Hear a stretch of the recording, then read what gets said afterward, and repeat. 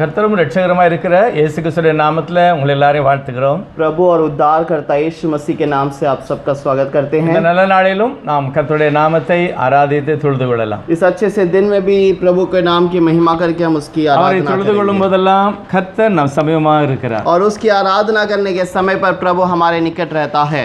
எல்லா நாமத்திற்கும் மேலான நாமமாய் இயேசுவின் நாமத்திற்கு நாம் நன்றி சொல்லுவோம். और सारे नामों से बढ़कर यीशु के नाम की हम महिमा करेंगे. ஜெபம் பண்ணுவோம். एक क्षण के लिए प्रार्थना करें. பரிசுத்தமும் இரக்கம் நிறைந்த எங்கள் சர்வ வல்லமையுள்ள நித்திய பிதாவே உமக்கு ஸ்தோத்திரம். पवित्र और अनुग्रह से भरे हुए नित्य पिता आपको धन्यवाद कहते हैं. நாமத்தை நாங்கள் உயர்த்தி மகிமைப்படுத்துகிறோம். आपके नाम को ऊंचा करते हैं और महिमा करते हैं. கர்த்தர் நல்லவர், அவர் கிருபை என்றும் உள்ளது. प्रभु भला है और उसकी अनुग्रह सदा की है. உம்முடைய நாமத்தை நாங்கள் தொழுது கொள்கிறோம். आपके नाम की महिमा करते हैं. உயிர்த்தெழுந்த இரட்சகருக்கு ஸ்தோத்திரம். और वो जो पुनरुद्धान हुआ उस प्रभु को धन्यवाद. நம்புகிற ஒவ்வொரு பிள்ளைகளையும் விடுதலையாக்கி பரிசுத்தத்துக்கு நேராய் நடத்துகிறவருக்கு ஸ்தோத்திரம். आपकी ओर भरोसा करने वाले हर एक को पवित्रता की ओर आप चलाते हैं, इसलिए धन्यवाद. பாடுகிற பாடல் இயேசு என்ற நாமத்துக்கு மகிமையாக இருக்கட்டும். गाने वाला गीत सब कुछ प्रभु यीशु के नाम की महिमा के लिए बनी रहे. ஒவ்வொரு பிள்ளைகளும் இயேசுவே என்ற நாமத்தை ஆராதித்து தொழுது கொள்ள வேண்டும். सुनने वाले हर एक प्रभु यीशु के नाम की आराधना करें. வாசிக்கிற வார்த்தையிலிருந்து கர்த்தர் எங்களோடு பேசும். पढ़ने वाले वचनों से प्रभु आप हमसे बातें कीजिए. வேதத்தில் உள்ள அதிசயங்களை பார்க்கும்படி உம்முடைய கண்களை திறந்து कलाम की गहराई को जांचने के लिए आप हमारी आंखों को खोल दें. மகிமையும் உம்முடைய மகிமையை ஒவ்வொரு இடமும் நிரப்பப்படட்டும். और आपकी महिमा हर जगह पर बढ़ जाए प्रभु. இடம் முழுவதும் தேவ பிரசன்னத்தால் நிரப்புவீராக. पूरे जगह इस यीशु के नाम से भर दीजिएगा. எல்லா சத்துருவின் கிரியைகள் இயேசுவின் நாமத்தினாலே மாறி போகட்டும். सारे शत्रुओं की क्रियाओं को यीशु के नाम से बदल दीजिए. சுகத்தையும் பலத்தையும் கொடுக்கிற இயேசுவே உம்முடைய நாமத்துக்கு நன்றி சொல்லுகிறோம். चंगाई और भलाई को देने वाले यीशु के नाम को धन्यवाद कहते हैं. நாமத்துக்கு பிதாவே. यीशु के नाम से मांगते हैं पिता. ஆமென். ஒரு பாடல் பாடலாம் தமிழ், அதுக்கு பிறகு ஒரு ஹிந்தி பாடல் பாடி நாம் கர்த்தருடைய வேதத்தை தியானிக்கலாம். एक तमिल गीत गाएंगे, फिर एक हिंदी गीत गाकर हम कलाम को जांचेंगे. அன்பராம் இயேசுவை பார்த்து கொண்டு இன்பமாக அவர் பாதையோடு.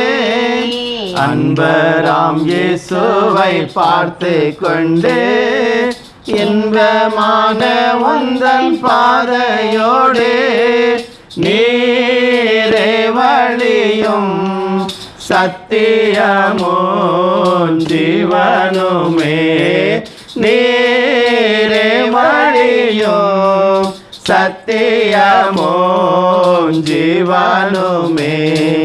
துன்ப பெருக்கிலே சோர்ந்திடாதே, அன்பர் அறியாமல் வந்திடாதே. துன்ப பெருக்கிலே சோர்ந்திடாதே, அன்பர் அறியாமல் வந்திடாதே. கண்வெளி போல் நான் காத்திடுவேன் என்றனரே. கண்வெளி போல் நான் காத்திடுவேன் என்றனரே. சுற்றிலும் சத்துரு சூழ்ந்திடினோம், வியாகுலம் என்னை நறுக்கிடினோம். சுற்றிலும் சத்துரு சூழ்ந்திடினோம், வியாகுலம் என்னை நறுக்கிடினோம். ஆனேசரேவோம் என்ப சத்தம் கேட்டிடுவேன். ஆனேசரேவோம் என்ப சத்தம் கேட்டிடுவேன். ஈன சிலுவையில் ஏறிட்டீரே, எந்தனுக்காய் கஷ்டப்பட்டீரே. ஈன சிலுவையில் ஏறிட்டீரே, எந்தனுக்காய் கஷ்டப்பட்டீரே. அன்பர் பாதமே சோர்ந்திடவே என்னாலுமே. அன்பர் பாதமே சேர்ந்திடவே என்னாலுமே. மாயமான என்ப லோகமதில் மாய்ந்தளியோம் எம்மாந்தர் அன்பு. மாயமான இந்த லோகமதில் மாய்ந்தளியோம் எம்மாந்தர் அன்பு. வாஞ்சித்திடனே மோசமான பாதலத்தை வாஞ்சித்திடனே மோசமான பாதலத்தை சொந்த ஜீவனை நீர் என்னில் அன்பமாய்ந்து வல்லமையா சொந்த ஜீவனை நீர் என்னிலிருந்து அன்பானை திரு வல்லமையா எந்தன் ஜீவனே மாதனரே எந்தன் ஜீவனே மரித்தோருக்காயேந்தனரே அன்பராம் இயேசுவை பார்த்து கொண்டு இன்பமான உந்தன் பாதையோடு அன்பராம் இயேசுவை பார்த்து கொண்டு இன்பமான உந்தன் பாதையோடு நேரு வழியும் சத்தியமோ ஜீவனுமே நேரு வழியும் சத்தியமோ ஜீவனுமே hallelujah hallelujah hallelujah hallelujah praise the lord. ஒரு हिंदी பாட்டு பாடலாம். एक हिंदी गीत गाएंगे. यीशु ने अपना खून बहा के मुझे बचा लिया यीशु ने अपना खून बहा के मुझे बचा लिया मैं गाऊंगा गुण उसी के मुझे बचा लिया मैं जब गुनाहों में पड़ा हुआ था यीशु आ गया उसी के मारे जाने से मैं जीवन भी पा गया मैं जब गुनाहों में पड़ा हुआ था यीशु आ गया उसी के मारे जाने से मैं जीवन भी पा गया इसलिए गाऊंगा गुण उसी मुझे बचा लिया यीशु ने अपना खून बहा के मुझे बचा लिया मेरे गुनाहों का बोझ उठाकर क्या क्या ना उसने सहा मेरे गुनाहों को माफ कराने खून भी उसका बहा मेरे गुनाहों का बोझ उठाकर क्या क्या ना उसने सहा मेरे गुनाहों को माफ कराने खून भी उसका बहा कितना अनोखा है प्यार प्रभु का मुझे बचा लिया यीशु ने अपना खून बहा के मुझे बचा लिया सेवा करेंगे प्यारे प्रभु की जैसा कि उसने कहा मर भी मिटेंगे प्यारे प्रभु में जैसा कि उसने सहा सेवा करेंगे प्यारे प्रभु की जैसा कि उसने कहा मर भी मिटेंगे प्यारे प्रभु में जैसा कि उसने सहा हरदम हम गाएंगे गीत उसी के हमें बचा लिया। यीशु ने अपना खून बहा के मुझे बचा लिया। यीशु ने अपना खून बहा के मुझे बचा लिया। ஹல்லேலூயா हालेलुया। பிரைஸ் தி லார்ட் தெரிந்து கொண்ட கர்த்தருடைய வார்த்தை हमारे ध्यान के लिए लिया गया प्रभु का वचन சங்கீதம் 19வது சங்கீதத்தில் 7வது வசனம் வாசிப்போம். वचन संहिता 19 के अंदर 7वां वचन संहिता का वचन पढ़ेंगे। கர்த்தருடைய வேதம் குறைவற்றதும் ஆத்துமாவை உயிர்ப்பிக்கிறதுமாய் இருக்கிறது. கர்த்தருடைய சாட்சி சத்தியமும் பேதையை ஞானியாக்குகிறதுமாய் இருக்கிறது.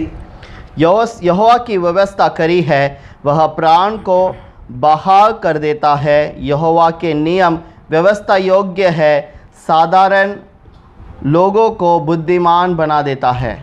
கர்த்தருக்கு ஸ்தோத்திரம். प्रभु की महिमा हो। இந்த வேதாகமம் முழு காரியங்களையும் உலகத்தில் உள்ள எல்லா காரியங்களையுமே வெளிப்படுத்துகிறது. और ये कलाम जो है पूरे व्यवस्था को, पूरे बातों को समझाता है। வேதம் ஒன்றே உலகம் எப்படி உண்டானது என்றும் எப்படி இருக்கும் என்றும் எப்படி இருக்க போகிறது என்றும் வெளிப்படுத்துகிறது. और केवल कलाम एक ही है जो बताता है कि दुनिया कैसे बनाया गया था, कैसा होगा और कैसा बनेगा आगे। வேதாகமத்தை நாம் தியானிக்கும் போது और जब कलाम को आगे हम ध्यान करते हैं, இந்த வேதாகமத்துக்கு ஈடாக உலகத்தில் ஒரு விஞ்ஞானமும் ஒரு புஸ்தகமும் இல்லை என்று நாம் தெரிந்து கொள்ளலாம். अब दुनिया के अंदर हम किसी भी विज्ञान और किसी भी ज्ञान की बातों को इस कलाम के बाहर नहीं देख सकते। நடந்தது எல்லாமே இந்த வேதாகமத்துக்கு உள்ளாக கர்த்தர் எழுதி வைத்திருக்கிறார். और जो भी बातें हुई है वो सब प्रभु ने लिख के रखा है।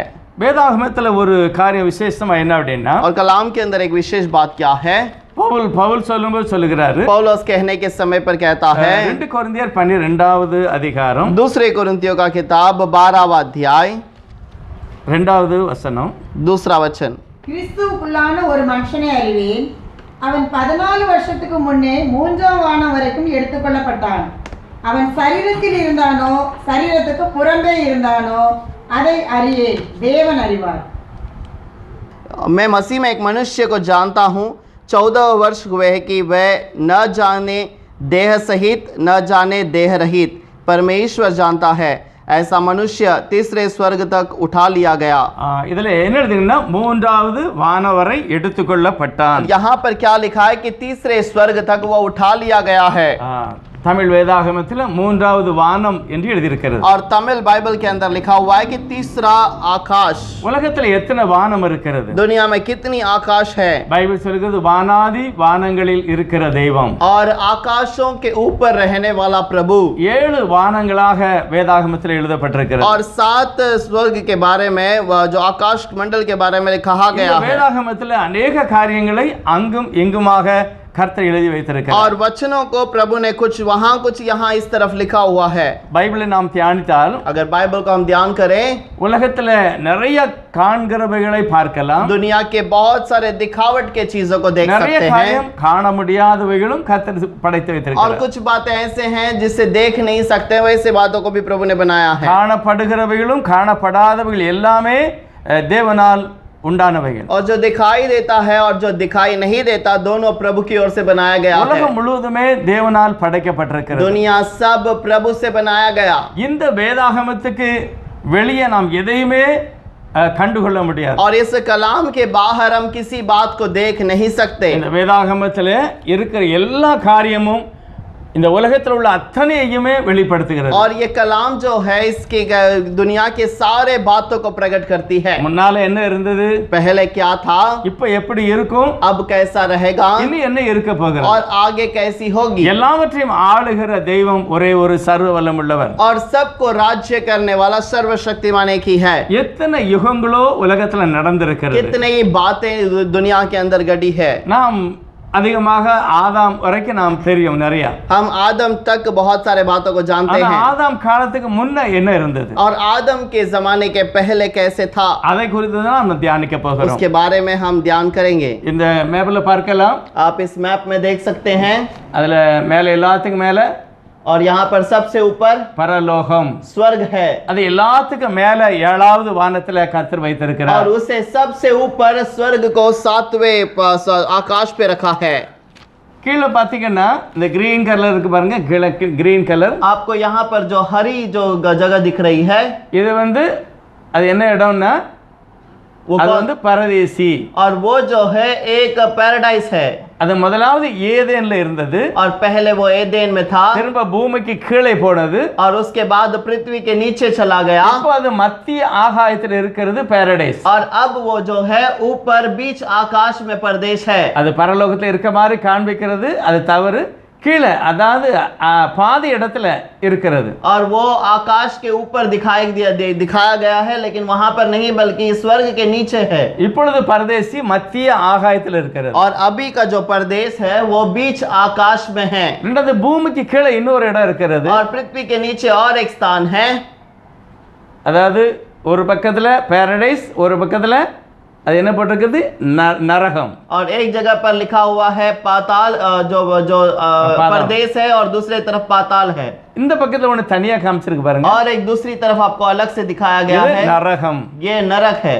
இதை பற்றி தான் இப்போ முதலாவது நான் பார்க்க போகிறோம். पहले हम इसके बारे में देखेंगे। அதுக்கு பிறகு பூமிக்கு கீழே இருக்கிற அந்த பாதாளத்தை குறித்தும், और उसके बाद पृथ्वी के अंदर के पाताल के बारे में। அதுல ரெண்டு ஏரியா இருக்கு, ரெண்டு இடம் இருக்கு. और उसके अंदर 2 स्थान है। அந்த ரெண்டு இடம் ஒரு பக்கத்துல மிகவும் அருமையாக இருக்கிறது, और एक जगह पर पूरी हरियाली है, இந்த பக்கத்துல அக்னி இருக்கிறது. और दूसरी तरफ अग्नि है। அதாவது ஒரு பக்கத்துல அக்னி, ஒரு பக்கத்துல ஏசி போல ஒரு ரூம். और एक तरफ अग्नि के समान एक जगह है, और दूसरी तरफ एसी के समान एक இது जगह பூமிக்கு है। கீழே இருந்தது. ये पृथ्वी के नीचे था। இப்போ அந்த இடம் अब ये जो जगह है மத்திய ஆகாயத்துல இருக்கிறது. बीच आकाश पे उठा लिया गया। அந்த படத்துல மேல காண்பிச்சிருக்குது, மேலே இல்ல கீழே. और वो बीच आकाश में है, स्वर्ग के ऊपर नहीं, बल्कि वो बीच आकाश में अभी रखी गई है। இப்போ நான் என்ன சொல்ல விரும்புறேன், अब मैं क्या बताना चाहता हूँ, ஆதாமுடைய காலத்துக்கு முந்தி என்ன இருந்தது, आदम के जमाने के पहले क्या था, அதுக்கு பிறகு ஆதாம் வந்த பிறகு என்ன நடந்தது, और आदम आने के बाद क्या हुआ, யாரெல்லாம் பரலோகத்துக்கு போக முடியும், और कौन स्वर्ग में जा सकता है। ஆபிரகாம், ஈசாக்கு, யாக்கோபு இவங்க எங்க இருந்தாங்க, अब्राहम, ईसाक और याकूब ये सब कहाँ थे। பழைய ஏற்பாட்டில் உள்ள எல்லா பரிசுத்தவான்களும், पुराने नियम के सारे पवित्र लोग,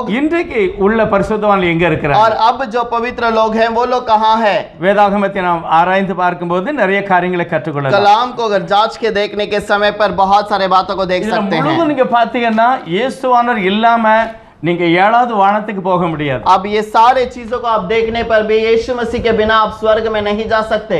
தயவுசெய்து இந்த செய்தியை நீங்க 2 முறையாவது 3 முறையாவது கேட்டால் கொஞ்சம் தெளிவா இருக்கும். आपको ये संदेश 2 या 3 बार सुनेंगे तो आपको ये अच्छे से समझ में आएगी। வேதம் சொல்லுங்க, முதல் வசன வாசிக்கலாம். ஆதியாகமம் முதல் வசனம் 1:1. முதல் வசனம் மட்டும் வாசிப்போம். 1வது அதிகாரத்துல 1வது வசனம். उत्पत्ति का पहला अध्याय का पहला वचन पढ़ेंगे। ஆதியிலே தேவன் வானத்தையும் பூமியை சிருஷ்டித்தார். आदि में परमेश्वर ने आकाश और पृथ्वी की सृष्टि की। தேவன் வேதத்தில் எழுதியிருக்கிறது, தேவன் ஆதியிலே வானத்தையும் பூமியையும் சிருஷ்டித்தார். और यहाँ पर लिखा है आदि में परमेश्वर ने आकाश और पृथ्वी की रचना की। ஆதி என்றால் என்ன அர்த்தம்? आदि का मतलब क्या है। வெளிப்படுத்த விசேஷம் प्रकाशित वाक्य 3வது அதிகாரம் 3रा अध्याय 14வது வசனம் 14वां वचन।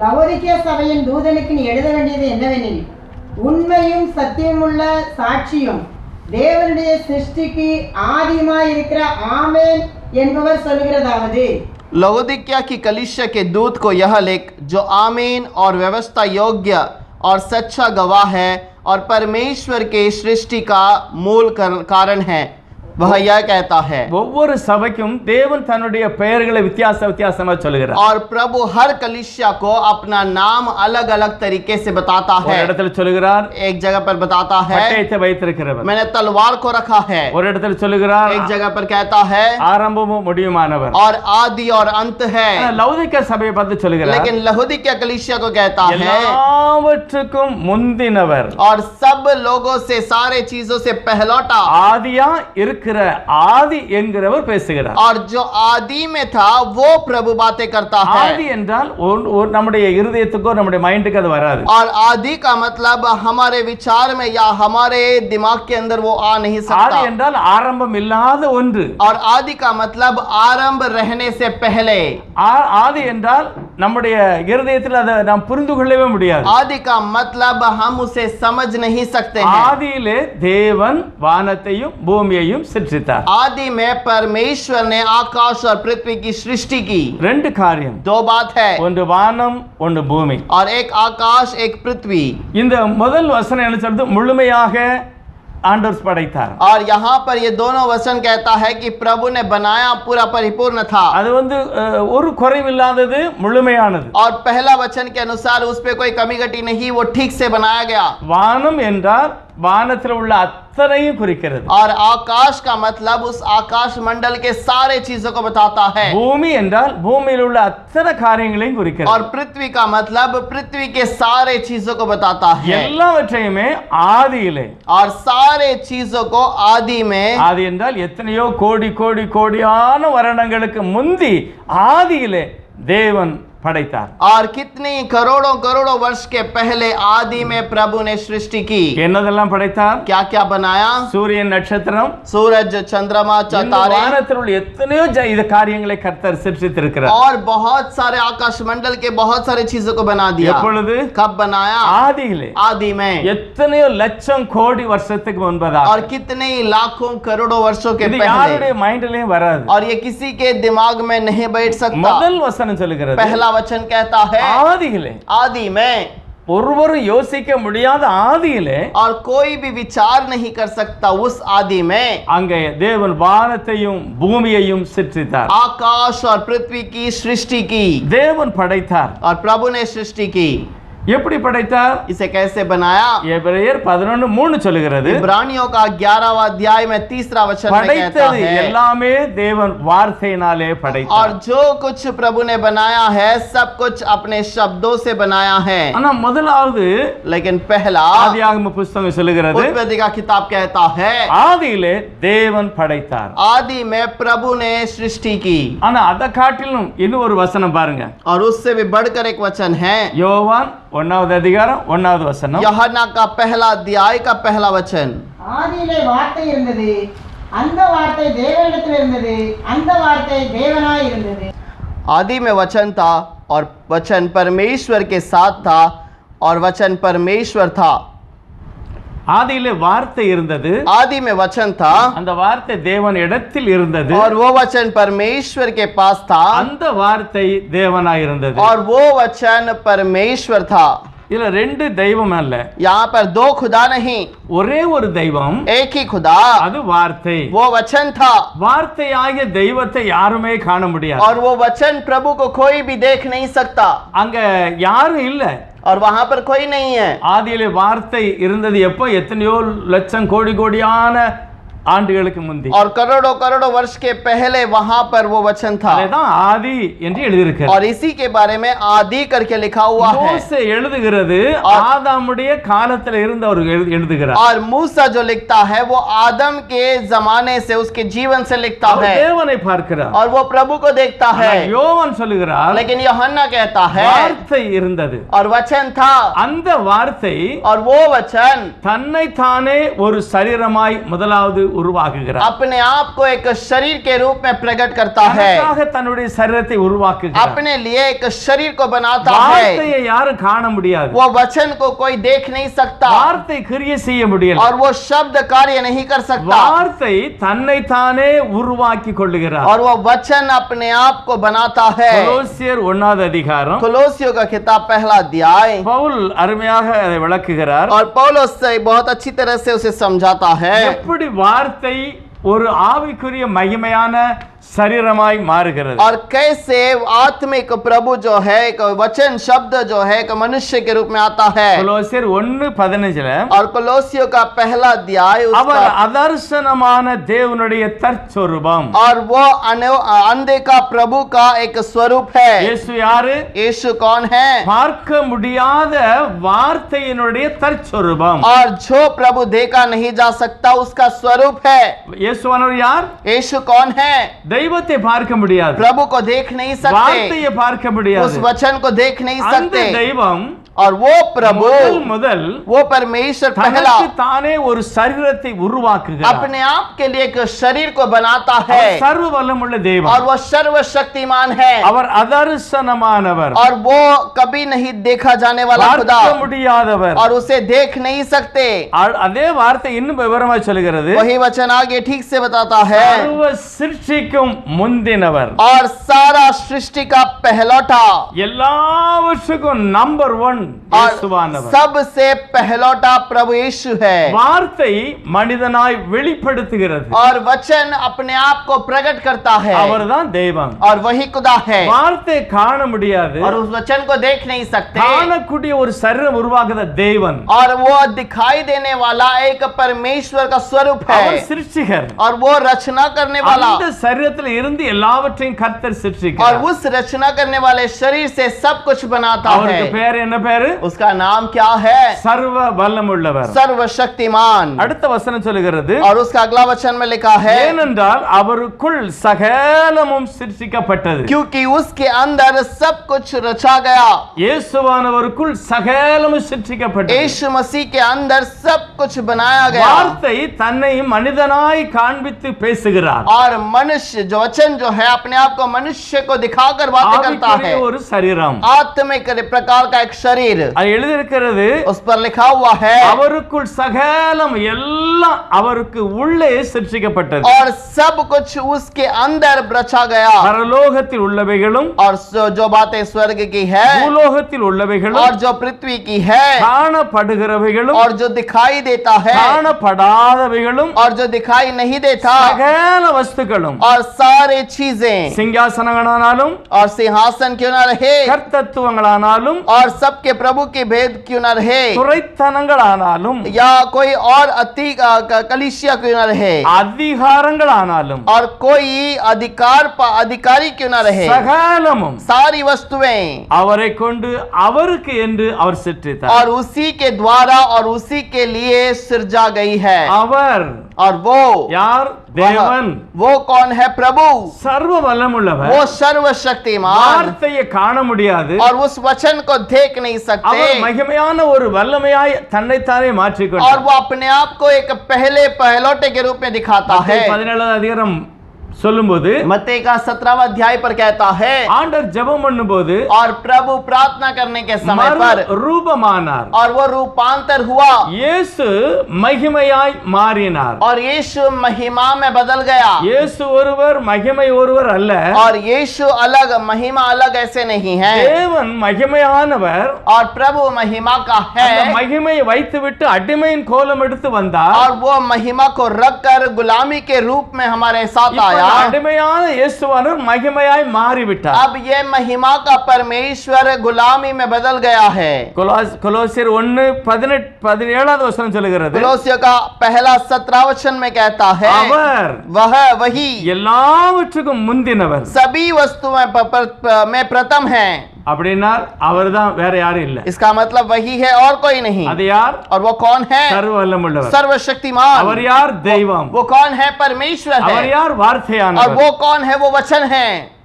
அத வாசிக்கலாம். 17 வசனம். 17 वचन पढ़ेंगे. அவர் எல்லாவற்றிற்கும் முந்தினவர், எல்லாம் அவருக்குள் நிலை நிற்கிறது. वही सब वस्तुओं में प्रथम है और सब वस्तुएं उसी में स्थिर रहती है. எல்லாம் அவருக்குள் நிற்கிறது. और सब कुछ उसी में स्थिर है. இயேசுவே அந்த மகிமையான காணப்படாத மகிமையின் தெய்வம். और यीशु वही खुदा है जो दिखाई नहीं दे सकता था. அவரே தனக்காக எல்லாவற்றையும் और சிருஷ்டித்தார். उसने अपने लिए सब कुछ बनाया था. அவரே சபையாகிய சரீரத்துக்கு தலையானவர். और वही देह अर्थात कलीसिया का सिर है. எல்லாவற்றுக்கும் முதல்வராக இருக்கும்படி और सब के लिए पहलौटा बनने के लिए அவரே ஆதி. और वही आदि. மரித்தோர் எழுந்ததும் நம்பர் 1 அவர்தான். और मरे हुए में से जिलाया गया में भी पहलौटा वही है. எல்லாவற்றிலும் நம்பர் 1 யாரு? और सब चीजों में पहलौटा कौन है? தெய்வம். प्रभु है. அவர்தான் சர்வ வல்லமுள்ளவர். और वही सर्वशक्तिमान है. உலகத்துல நம்பர் 1 யாரு? தெய்வம். दुनिया में पहलौटा क्या है? वो पर प्रभु है. அவர் ஒருவராய் ஏக சக்கராதிபதியாய் और இருக்கிறார். वो एक ही खुदा सर्वशक्तिमान है. இவரை பற்றி வேதத்துல இன்னும் நிறைய காரியங்களை வெளிப்படுத்துகிறார். इसके बारे में कलाम में और बातें प्रकट होती है. 19வது வசனம் சொல்லுகிறது 19वां वचन पर कहता है சகல பூரணமும் और सारे प्रशंसा அவருக்குள் வாசமாய் இருக்கிறது. और उसी के अंदर परिपूर्णता से वास करती है. எல்லாம் அவருக்குள் இருக்கிறது. और सब कुछ उसी के अंदर है. இது எப்போ உள்ளது? ये कब का है? ஆதியிலே जब आदि में வார்த்தை இருந்தது. जब वचन था. 1 யோவான் पहला यूहन्ना 1வது அதிகாரம் पहला अध्याय முதல் வசனம். उसका पहला वचन. ஆதி முதல் இருந்ததும் நாங்கள் கேட்டதும் எங்கள் கண்களினாலே கண்டதும் நாங்கள் நோக்கி பார்த்ததும் எங்கள் கைகளினாலே தொட்டதுமாய் இருக்கிற ஜீவ வார்த்தை குறித்து உங்களுக்கு அறிவிக்கிறோம். उस जीवन के वचन के विषय में जो आदि से था और जिसे हमने सुना और जिसे अपनी आंखों से देखा वरन जिसे हमने ध्यान से देखा और हाथों से छुआ. இங்க 2-3 தெய்வத்தை இங்க கொண்டு வர முடியாது. यहाँ पर 2 या 3 खुदा को नहीं ला सकते. ஆதி आदि அவரே ஆரம்பம். और वही आरंभ है. ஆரம்பத்தில் இருந்தார். और आदि में वही था. யோவான் சொல்கிறார் அந்த ஆதியாகிய தெய்வத்தை காதுனால் और கேள்விப்பட்டிருக்கிறோம். उस आदि के परमेश्वर के बारे में कानों से सुना है. திரும்ப நாங்கள் கண்களால் கண்டோம். उसके बाद हमने अपने आंखों से देखा நோக்கி பார்த்தோம். और उससे वहां पर उसकी ओर देखा எங்கள் கைகளினாலே தொட்டு பார்த்தோம். और अपने हाथों से छुआ. அந்த ஜீவ வார்த்தை குறித்து நாங்கள் பேசுகிறோம். यह जीवन के वचन के बारे में हम बातें करते அந்த हैं. ஜீவன் வெளிப்பட்டது. और वो जीवन प्रकट हुआ. பிதாவினிடத்திலிருந்து எங்களுக்கு வெளிப்பட்டதுமான और हमारे पिता से जो हमारे साथ प्रकट हुआ. நித்தியமாய் இருக்கிற அந்த ஜீவனை நான் கண்டோம். और अनंत जीवन को हमने देखा. அதை குறித்து நாங்கள் சாட்சி और கொடுக்கிறோம். उस जीवन के बारे में हम गवाही देते हैं. தெய்வம் காணப்படாதவர். और वो प्रभु कभी दिखाई न देगा. அவர் வார்த்தையாக இருந்தார். वो वचन था. மகிமையானவர். वो महिमा का खुदा. ஆனா என்னை ரட்சிப்பதற்காக लेकिन मेरा उद्धार करने के அவர் लिए மனிதனாக இறங்கி वो வந்தார். मनुष्य के रूप में उतर कर आया அவர் है. வானத்திலே தேவாதி தேவனாகவும் और वो आकाश में प्रभुओं का प्रभु बनकर பூமியிலே மனிதனாகவும் और पृथ्वी पर मनुष्य बनकर மனுஷனுக்குள்ளே அவர் பிதா ஆவியானவராக இருக்கிறார். और मनुष्य के अंदर वो आत्मिक प्रभु बनकर आता है. ஏசாயா 44வது அதிகாரத்துல यशायाह का किताब 44वां अध्याय के अंदर 6வது வசனம் சொல்லுகிறது. उस पे 6 वचन पर कहता है. ஏசாயா 44:6 यशायाह 44वां अध्याय के अंदर 6. நான் பிந்தினவரும் தானே என்னை தவிர தேவன் இல்லை என்று இஸ்ரவேலின் ராஜாவாகிய கர்த்தரும் சேனைகளின் கர்த்தராயிருக்கிற கர்த்தராகிய அவனுடைய மீட்பரும் சொல்கிறார். यहोवा जो इज़राइल का राजा है अर्थात सेनाओं का यहोवा जो उसका छुड़ाने वाला है वह यों कहता है मैं सबसे पहले हूँ और मैं ही अंत तक रहूंगा. मुझे छोड़ कोई परमेश्वर है ही नहीं. எபிரேய பாஷையில எழுதியிருக்கிறது. इब्रानियों की भाषा में यह लिखा है. என்ன பட்டிருக்கிறது? எப்படி அவர் யாரா? इसके बारे में क्या लिखा है? वो कौन है? எப்படி எழுதிருக்கு? क्या लिखा है? அவர் முந்தினவர். और वही पहलौटा. அவர் பிந்தினவர். और वही आखिर भी है.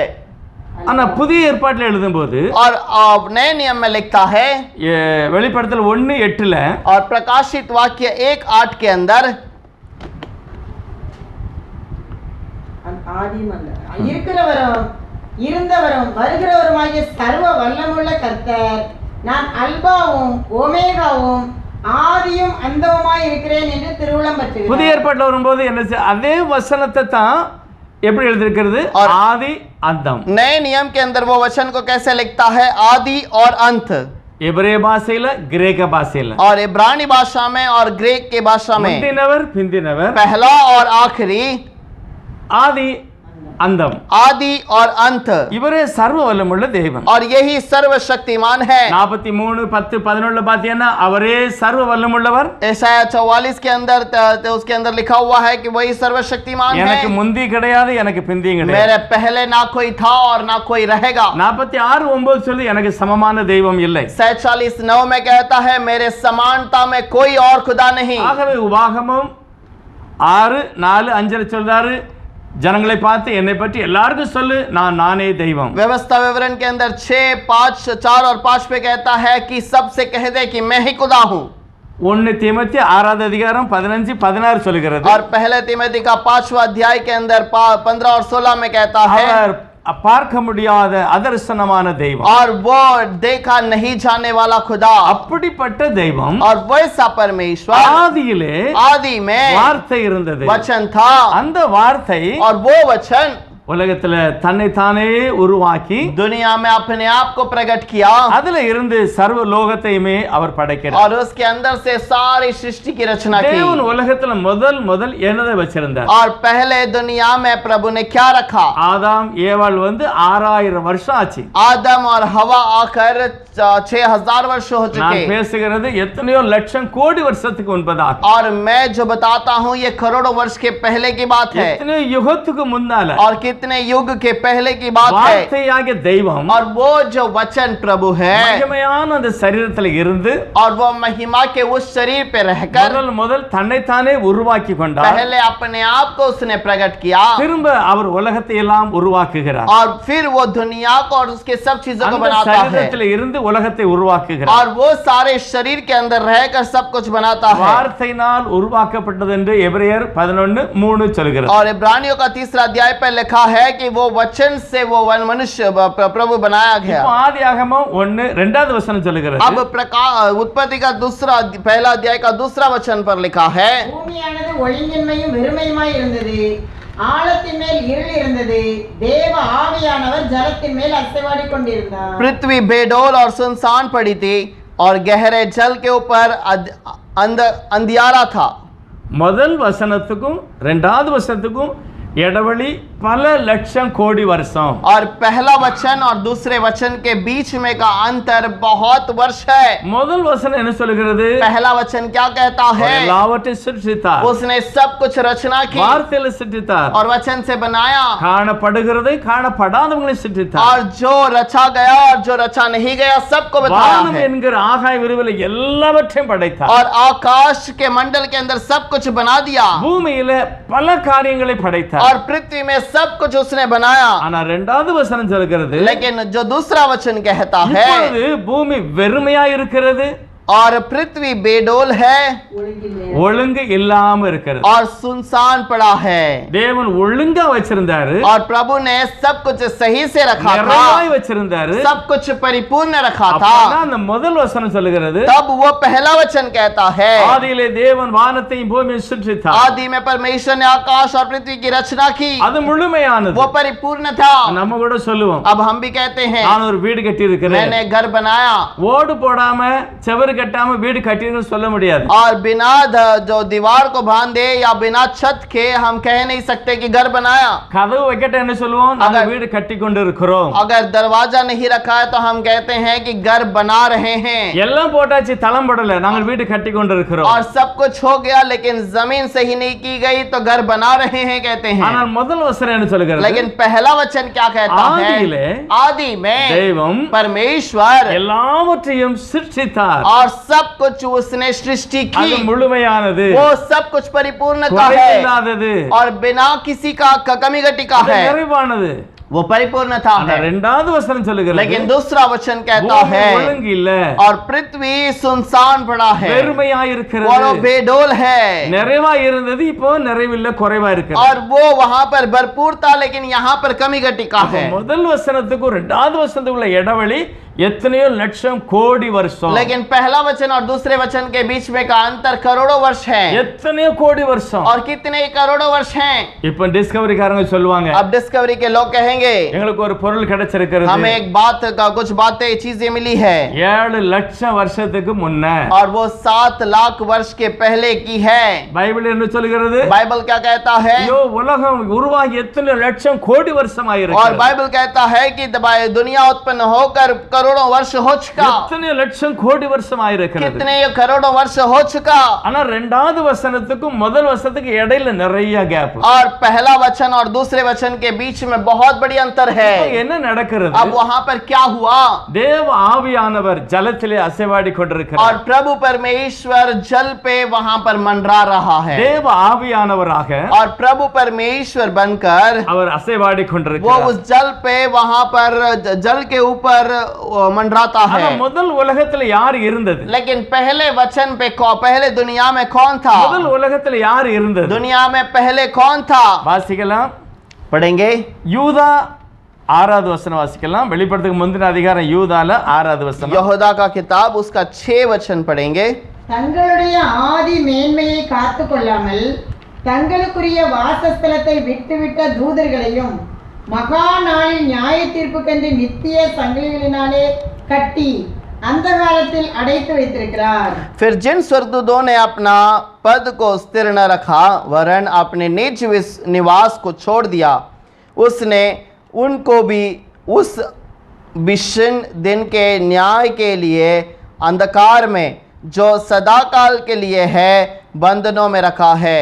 அப்ப அந்த எத்தனையோ கோடி லட்சம் வருஷத்துக்கு முன்னால உள்ள அந்த பூமியில யார் இருந்தது? अब वो उसके पहले जो करोड़ों वर्ष के पहले जो दुनिया था उस पे कौन था? இதுல எழுதியிருக்கிறது தேவ தூதர்கள் இருந்தார்கள். यहाँ पर लिखा है स्वर्गदूत थे। ஆதி மேன்மையை காத்து கொள்ளாத தூதர்கள். और जो आदि की महिमा को संभाल नहीं सके वो स्वर्गदूत எத்தனை லட்சம் கோடி வருஷத்துக்கு முன்பதாக कितने करोड़ों वर्ष के पहले தேவ தூதர்களால் நிரம்பி இருந்த உலகம். और प्रभु के वचन से भरा हुआ एक जो स्थान। அடுத்த இன்னொரு வசனம் கூட வாசிக்கலாம். और एक वचन भी पढ़ेंगे 2 பேதுரு और दूसरा पत्रस 2வது அதிகாரம் दूसरा अध्याय 4வது வசனம். 4था वचन पढ़ेंगे। பாவம் செய்த தூதர்களை தேவன் தப்ப விடாமல் அந்தகார சங்கிலிகளினாலே கட்டி நரகத்திலே தள்ளி நியாய தீர்ப்புக்கு வைக்கப்பட்டவர்களாக ஒப்பு கொடுத்து, क्योंकि जब परमेश्वर ने उन स्वर्गदूतों को जिन्होंने पाप किया था नहीं छोड़ा पर नरक में बेचकर अंधेरे कुंडों में डाल दिया ताकि न्याय के दिन तक बंदी रहे। இந்த பாவம் செய்த தேவதூதர்கள் எப்போ உள்ளவங்க? और ये पाप के हुए स्वर्गदूत किस समय के हैं? ஆதாம் ஏவாள் உருவாதற்கு எத்தனை லட்சம் லட்சமான வருஷத்துக்கு முந்தி உள்ள தேவதூதர்களால் நிரப்பப்பட்ட உலகம். और आदम और हवा बनाने जाने के पहले बहुत साल के पहले बनाए हुए हैं। அதுலதான் பிரதானமான ஒரு தூதனாக லூசிபர் இருக்கார். और उस पे ही सबसे ऊंचे पद में रहने वाला लूसीफर स्वर्गदूत था। இதை பற்றி எசேக்கியேல் 28ல இருக்கிறது 14. इसके बारे में एजेकिएल 28 अध्याय के अंदर அவன் 14 वचन। காப்பாற்றுவதற்காக அவன் அவர் தேவதூதன். और वो एक स्वर्गदूत है। ஏசாயா 14வது அதிகாரத்துல और एशाया का किताब 14वां अध्याय के अंदर 2:13ல அவன் பெருமைப்பட்டான். और वो अपने आप पे घमंड करने लगा। எப்பொழுது? कब?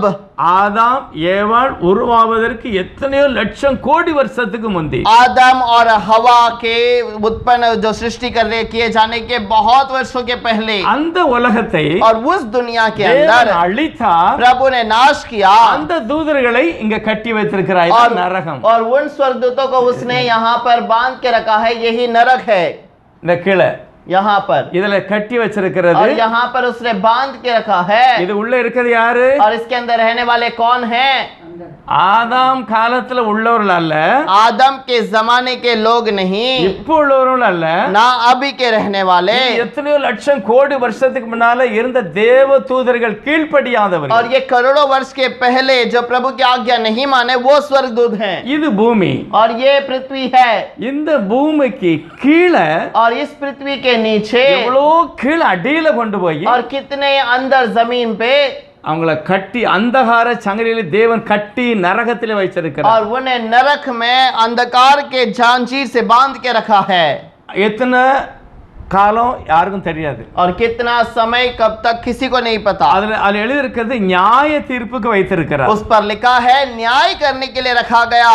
பாவம் செய்த தேவதூதர்களுக்கு ஒரு சான்ஸும் கிடையாது. और पाप किए हुए स्वर्गदूत के लिए कोई मौका नहीं है। ஆனால் ஆதாம் ஏவாள் பாவம் செய்யும், लेकिन आदम और हवा ने जब पाप किया, தேவன் அவர்களுக்கு வழி வைத்தார். प्रभु ने उनके लिए रास्ते को रखा। இதைத்தான் பைபிள் சொல்லுகிறது, அவர் தேவதூதனுக்கு கை கொடாமல், और इसीलिए वचन कहता है वो स्वर्गदूतों के लिए अपना हाथ न बढ़ाया, மனுக்குலத்துக்கு கை கொடுத்தார். लेकिन मनुष्य के लिए उसने अपने हाथ को बढ़ाया है। கீழே இருக்கிற இந்த கூட்டம், अब नीचे रहने वाला ये जो झुंड है, ஆதாம் ஏவாள் உருவாவதற்கு எத்தனையோ லட்சம் கோடி வருஷத்துக்கு முன்னால உள்ள கூட்டம், और आदम और हवा के उत्पन्न होने के पहले वाला एक बड़ा झुंड है, இவர்கள் தேவதூதர்கள். और ये स्वर्गदूत हैं। இதுல ரெண்டு கூட்டம் நல்லவர்களை கர்த்தர் பரலோகத்தை எடுத்துக்கொண்டார். और अच्छे स्वर्गदूत को प्रभु स्वर्ग पर ऊपर उठा लिया गया, லூசிபரையும் அவனை சேர்ந்த தூதர்களையும் நரகத்திலே கட்டி और வைத்திருக்கிறார். लूसीफर और उसके जो उसके साथ के स्वर्गदूतों को यहाँ पर जंजीर में बांध के ஆனால் रखा है, லூசிபர் வெளியே இருக்கிறார். लेकिन लूसीफर बाहर है। ஆதியாகமம் முதல் அதிகாரம் 2வது வசனத்துல லூசிபரை பார்க்கலாம். और उत्पत्ति के दूसरे अध्याय में हम लूसीफर को देख सकते हैं। அதுக்கு பூமியானது ஒளியின்மையும் வெறுமையுமாய் இருக்கிறது. और जो पृथ्वी बेडोल और सुनसान पड़ी है, பைபிள் வாசிப்போம் 2வது வசனம். उसको दूसरे वचन को पढ़ेंगे। பூமியானது ஒளிங்கின்மையும் வெறுமையுமாய் இருந்தது, ஆழத்தின் மேல் இருள் இருந்தது, தேவ ஆவியானவர் ஜலத்தின் மேல் அசைவாடி கொண்டிருந்தார். पृथ्वी बेडोल और सुनसान पड़ी थी, और गहरे जल के ऊपर अंधकार था। जब तक अंधकार था तथा परमेश्वर का आत्मा जल के ऊपर मंडराता था। இங்க ரெண்டு காரியத்தை நாம் பார்க்கலாம். दो बात को हम देख सकते हैं। சிற்றிக்கப்பட்ட உலகம் அழிக்கப்பட்டது, जो रचा गया है वो दुनिया नाश किया गया। அதனால்தான் பைபிள்ல காற்றை எப்பொழுது படைத்தார் விவரம் இல்லை. और इसलिए हवा को कब बनाया इसके बारे में कोई लिखा नहीं गया। தண்ணீரை எப்போ படைத்தார் விவரம் இல்லை. जल को कब बनाया उसका कोई जगह नहीं लिखा முதல் है। வசனம் சொல்லுகிறது, पहला वचन कहता है உலகம் உருவாக்கப்பட்டது வார்த்தையினால, और वचन से सृष्टि पृथ्वी सृष्टि की गई। ஆதியிலே आदि में தேவன் प्रभु ने வானம் என்கிற வாகத்தில் உள்ள எல்லாவற்றையும் சிருஷ்டித்தார். आकाश का उसके अंदर के सारे चीजों को बना दिया। பூமின்னா பூமியில இருக்கிற அத்தனையும் சிருஷ்டித்தார். और पृथ्वी का मतलब पृथ्वी के सारे चीजों को बना दिया। எல்லாவற்றையும் சிருஷ்டித்தார். ये सारे चीजों को उसने बना दिया। தேவதூதர்களால் நிரப்பப்பட்ட பூமி स्वर्गदूतों से भरा हुआ पृथ्वी லூசிபருடைய பாவத்தின் நிமித்தமாய் लूसीफर के पाप के कारण பூமி அழிக்கப்பட்டது. पृथ्वी नाश की ओर गई। என்ன பாவம் நடந்தது? ये क्या पाप हुआ? தன்னை உயர்த்தினார், और अपने आप को घमंड से बढ़ाया, எல்லாரும் தன்னை ஆராதிக்க வேண்டும் என்று விரும்பினார். और सब लोग मेरी आराधना करना चाहते हैं करके தெய்வத்தை कहा, ஆராதிப்பதை தடை செய்தான். और प्रभु को आराधना करने को उसने छोड़ दिया, தெய்வத்தை வணங்குவதை தடை செய்தான். और प्रभु को आराधना करने वाले बात को उसने रुका दिया। அந்த ஒரே ஒரு தெய்வத்தை और वो एक ही खुदा को முழு இருதயத்தோடு पूरे हृदय से முழு மனதோடு पूरे मन से நாம் தொழுது கொள்ள हम வேண்டும். आराधना करना है। அதை கெடுத்தான் லூசிபர். और उससे नाश किया लूसीफर ने। இன்றைக்கும் லூசிபர் அதே தான் செய்கிறார். आज भी लूसीफर यही काम அந்த करता ஒரே है, தெய்வத்தை வணங்க முடியாமல் और वो एक ही खुदा को नमन नहीं करते हुए கிறிஸ்தவ மார்க்கத்துக்குள்ள நிறைய வித்தியாசமான போதனை, मसीहा के मार्ग के अंदर बहुत अलग अलग प्रचार, சிலை வணக்கம் இருக்கிறது, और कहीं पर मूर्ति पूजा है, அல்ல திருத்துவ ஆராதனை இருக்கிறது, या फिर तीन खुदा का नमन करते हैं, என்னெல்லாமோ நடக்கிறது. या अलग अलग बातें होती இது है। லூசிபர் செய்திருக்கிறார். और ये लूसीफर ने ऐसा किया அந்த है, துதியும் ஸ்தோத்திரத்தை தெய்வத்துக்கு கொடுக்காம தன்வசமா இழுக்கிறார். और वो स्तुति और महिमा को प्रभु को नहीं देते हुए वो अपनी ओर खींचता है, ஆகவே தேவன் அவனை கீழே और தள்ளிவிட்டார். इसीलिए प्रभु ने उसे नीचे गिरा दिया, அவனோடு கூட தேவதூதர்கள் பாதாளத்திலே தள்ளப்பட்டு அடைத்து வைத்திருக்கிறார். और उसके साथ के स्वर्गदूत वहां पर पाताल में नरक में यहाँ पर डाक के रखे गए हैं। 2 பேதுரு दूसरा 2:4 पत्रस போட்டிருக்கிறது, அந்தகார சங்கிலியிலே கட்டி और வைத்திருக்கிறார். वहां पर लिखा है कि अंधकार के जंजीरों से उन्हें बांध के रखा है। ஆதியாகமம் 1வது அதிகாரம் 2வது வசனம் சொல்லுகிறது, और उत्पत्ति का पहला अध्याय का दूसरा वचन पर कहता है, ஆழத்துக்கு மேல இருள் இருக்கிறது. और गहराई के ऊपर वहां पर जल था।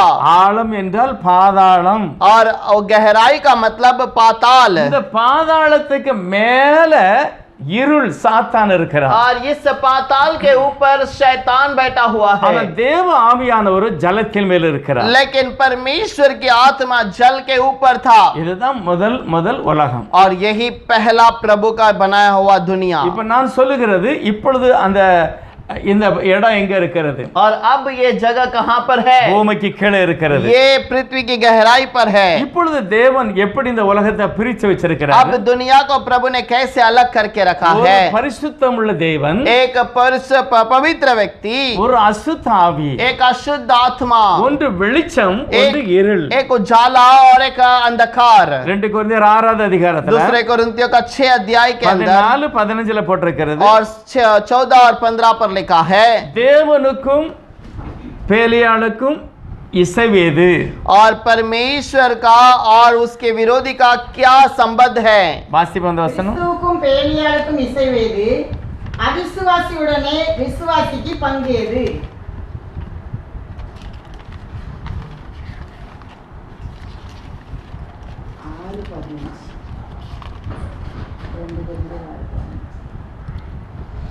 और हाँ, 12, கிறிஸ்துவுக்கும் பேலியாளுக்கும் 14. अविश्वासियों के साथ आसमान जुए में न जोतो, क्योंकि धार्मिकता और धर्म का क्या मेलजोल, या ज्योति या और अंधकार की क्या संगति है? அப்ப ரெண்டையும் பிரிச்சிட்டாரு. अब दोनों को अलग कर दिया, இருள் ஒன்று, வெளிச்சம் ஒன்று. और एक उजाला है, एक अंधकार है, ஒன்று தேவ ஜனம், இன்னொன்று அசுத்தமான ஒரு ஜனம். और एक पवित्र जंड है, एक अशुद्ध जंड இது है। இருளின் பிள்ளைகள்.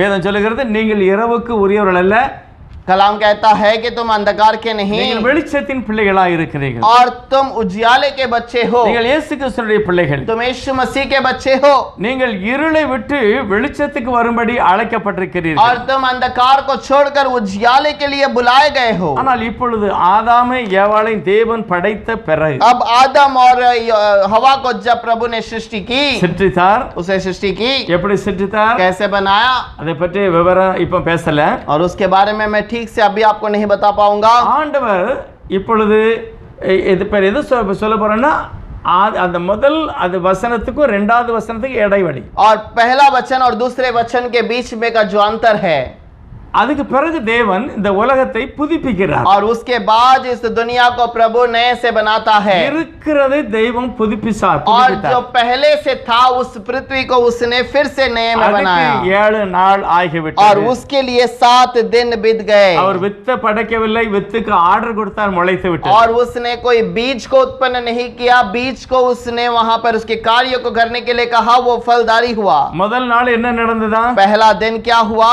தேவன் வெளிச்சம் உண்டாகக்கூடாது என்று சொன்னார். और प्रभु ने कहा उजियाला हो जा, வெளிச்சம் நல்லது என்று கண்டார். और उजियाला अच्छा है करके देखा। தேவன் வெளிச்சத்துக்கு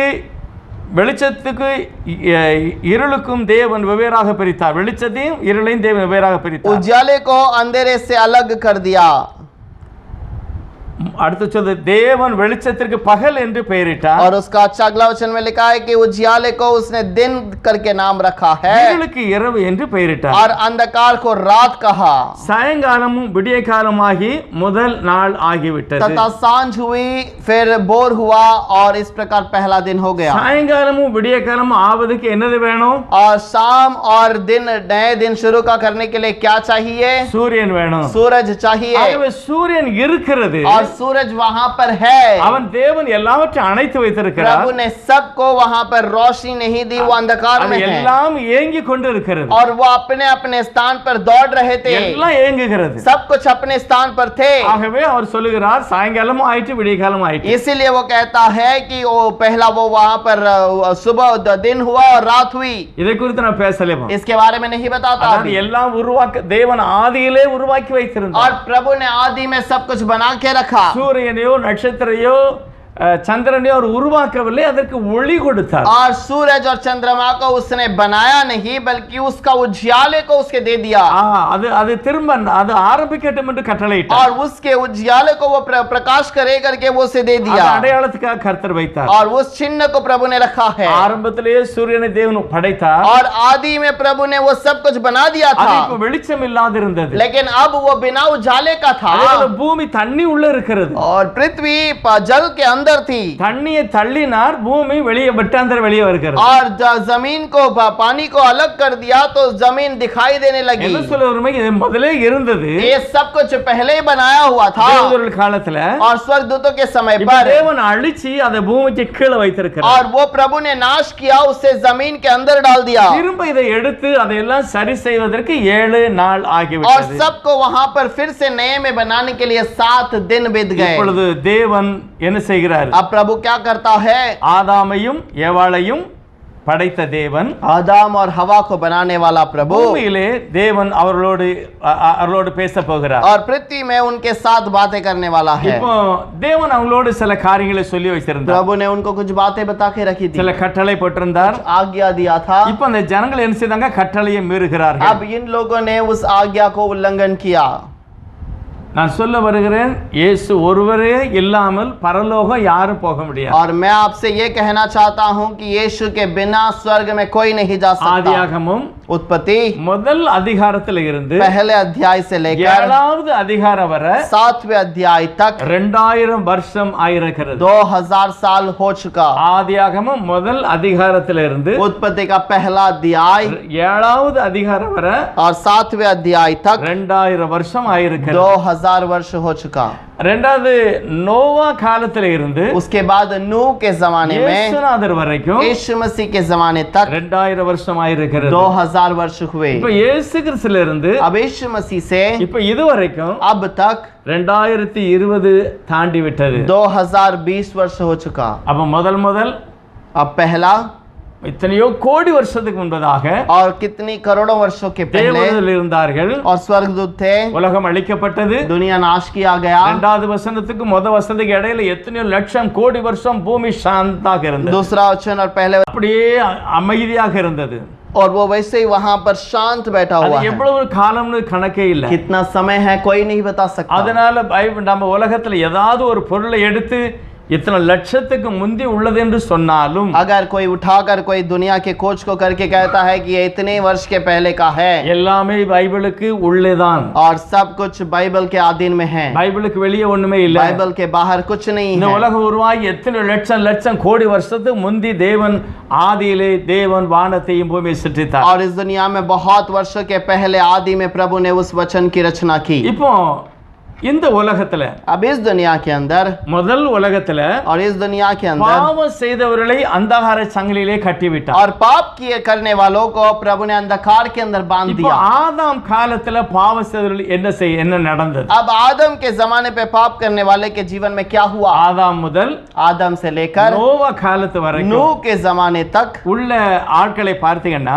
अंदर के लोगों को अगर देखेंगे, பைபிள்ல எழுதியிருக்கிறது बाइबल पर लिखा है ஆதியாகமம் 1 ல இருந்து 7வது அதிகாரம் 2000 வருஷம். और उत्पत्ति के पहले अध्याय से 7वें अध्याय तक 2000 साल। எபிரேயர் 11வது அதிகாரம் इब्रानियों का 11वां अध्याय, இதுல முதல் வசனத்திலிருந்து 7வது வசனத்து வரைக்கும் 2000 வருஷம் உள்ள காரியங்களை எழுதியிருக்கிறது. और इसके अंदर पहले वचन से लेकर जो प्रभु के उस 2000 वर्ष के बारे में लिखा हुआ है।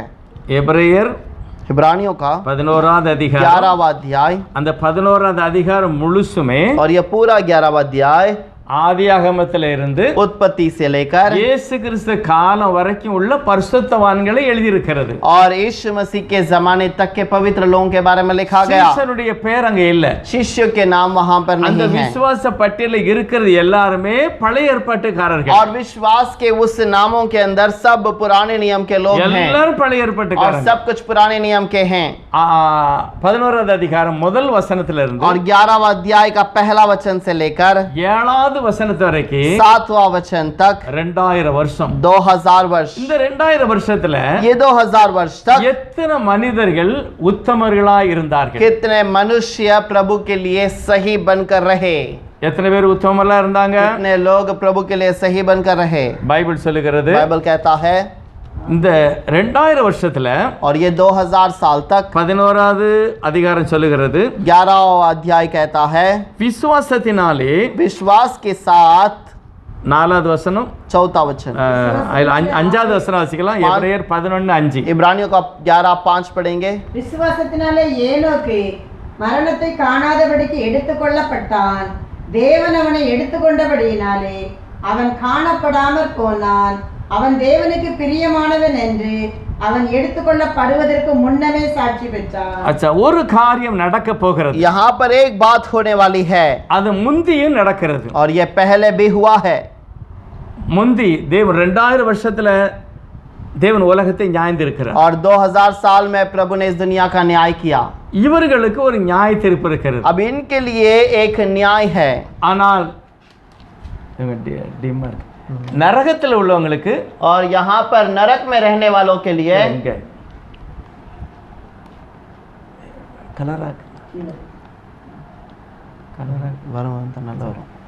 அச்சா, இவங்களுக்கு வந்து நியாய தீர்ப்பு சீதா அவங்க எங்க போகணும்? நரகத்துக்கு, இன்னும் கீழே போகணும், பாதாளத்துக்கு போகணும். अब ये लोग नरक के अंदर, नीचे और पाताल में जाना चाहिए. இவங்களுக்கு ஒரு சான்ஸ் கிடையாது. और इनके लिए कोई और मौका नहीं. ஆனா நோவா காலத்துல लेकिन नोह के जमाने में தேவன் ஒரு அழிவை கொண்டு வருகிறார். और प्रभु एक नाश को ले आता है. அதுல ஒரே ஒரு நீதிமான் எடுத்துக்கொள்ளப்பட்டான், மரணத்தை அடையாமல். और उस पे एक धर्मी का व्यक्ति उठा लिया गया, वो नोता ये हानो को उठा लिया गया. காக்கப்பட்டது.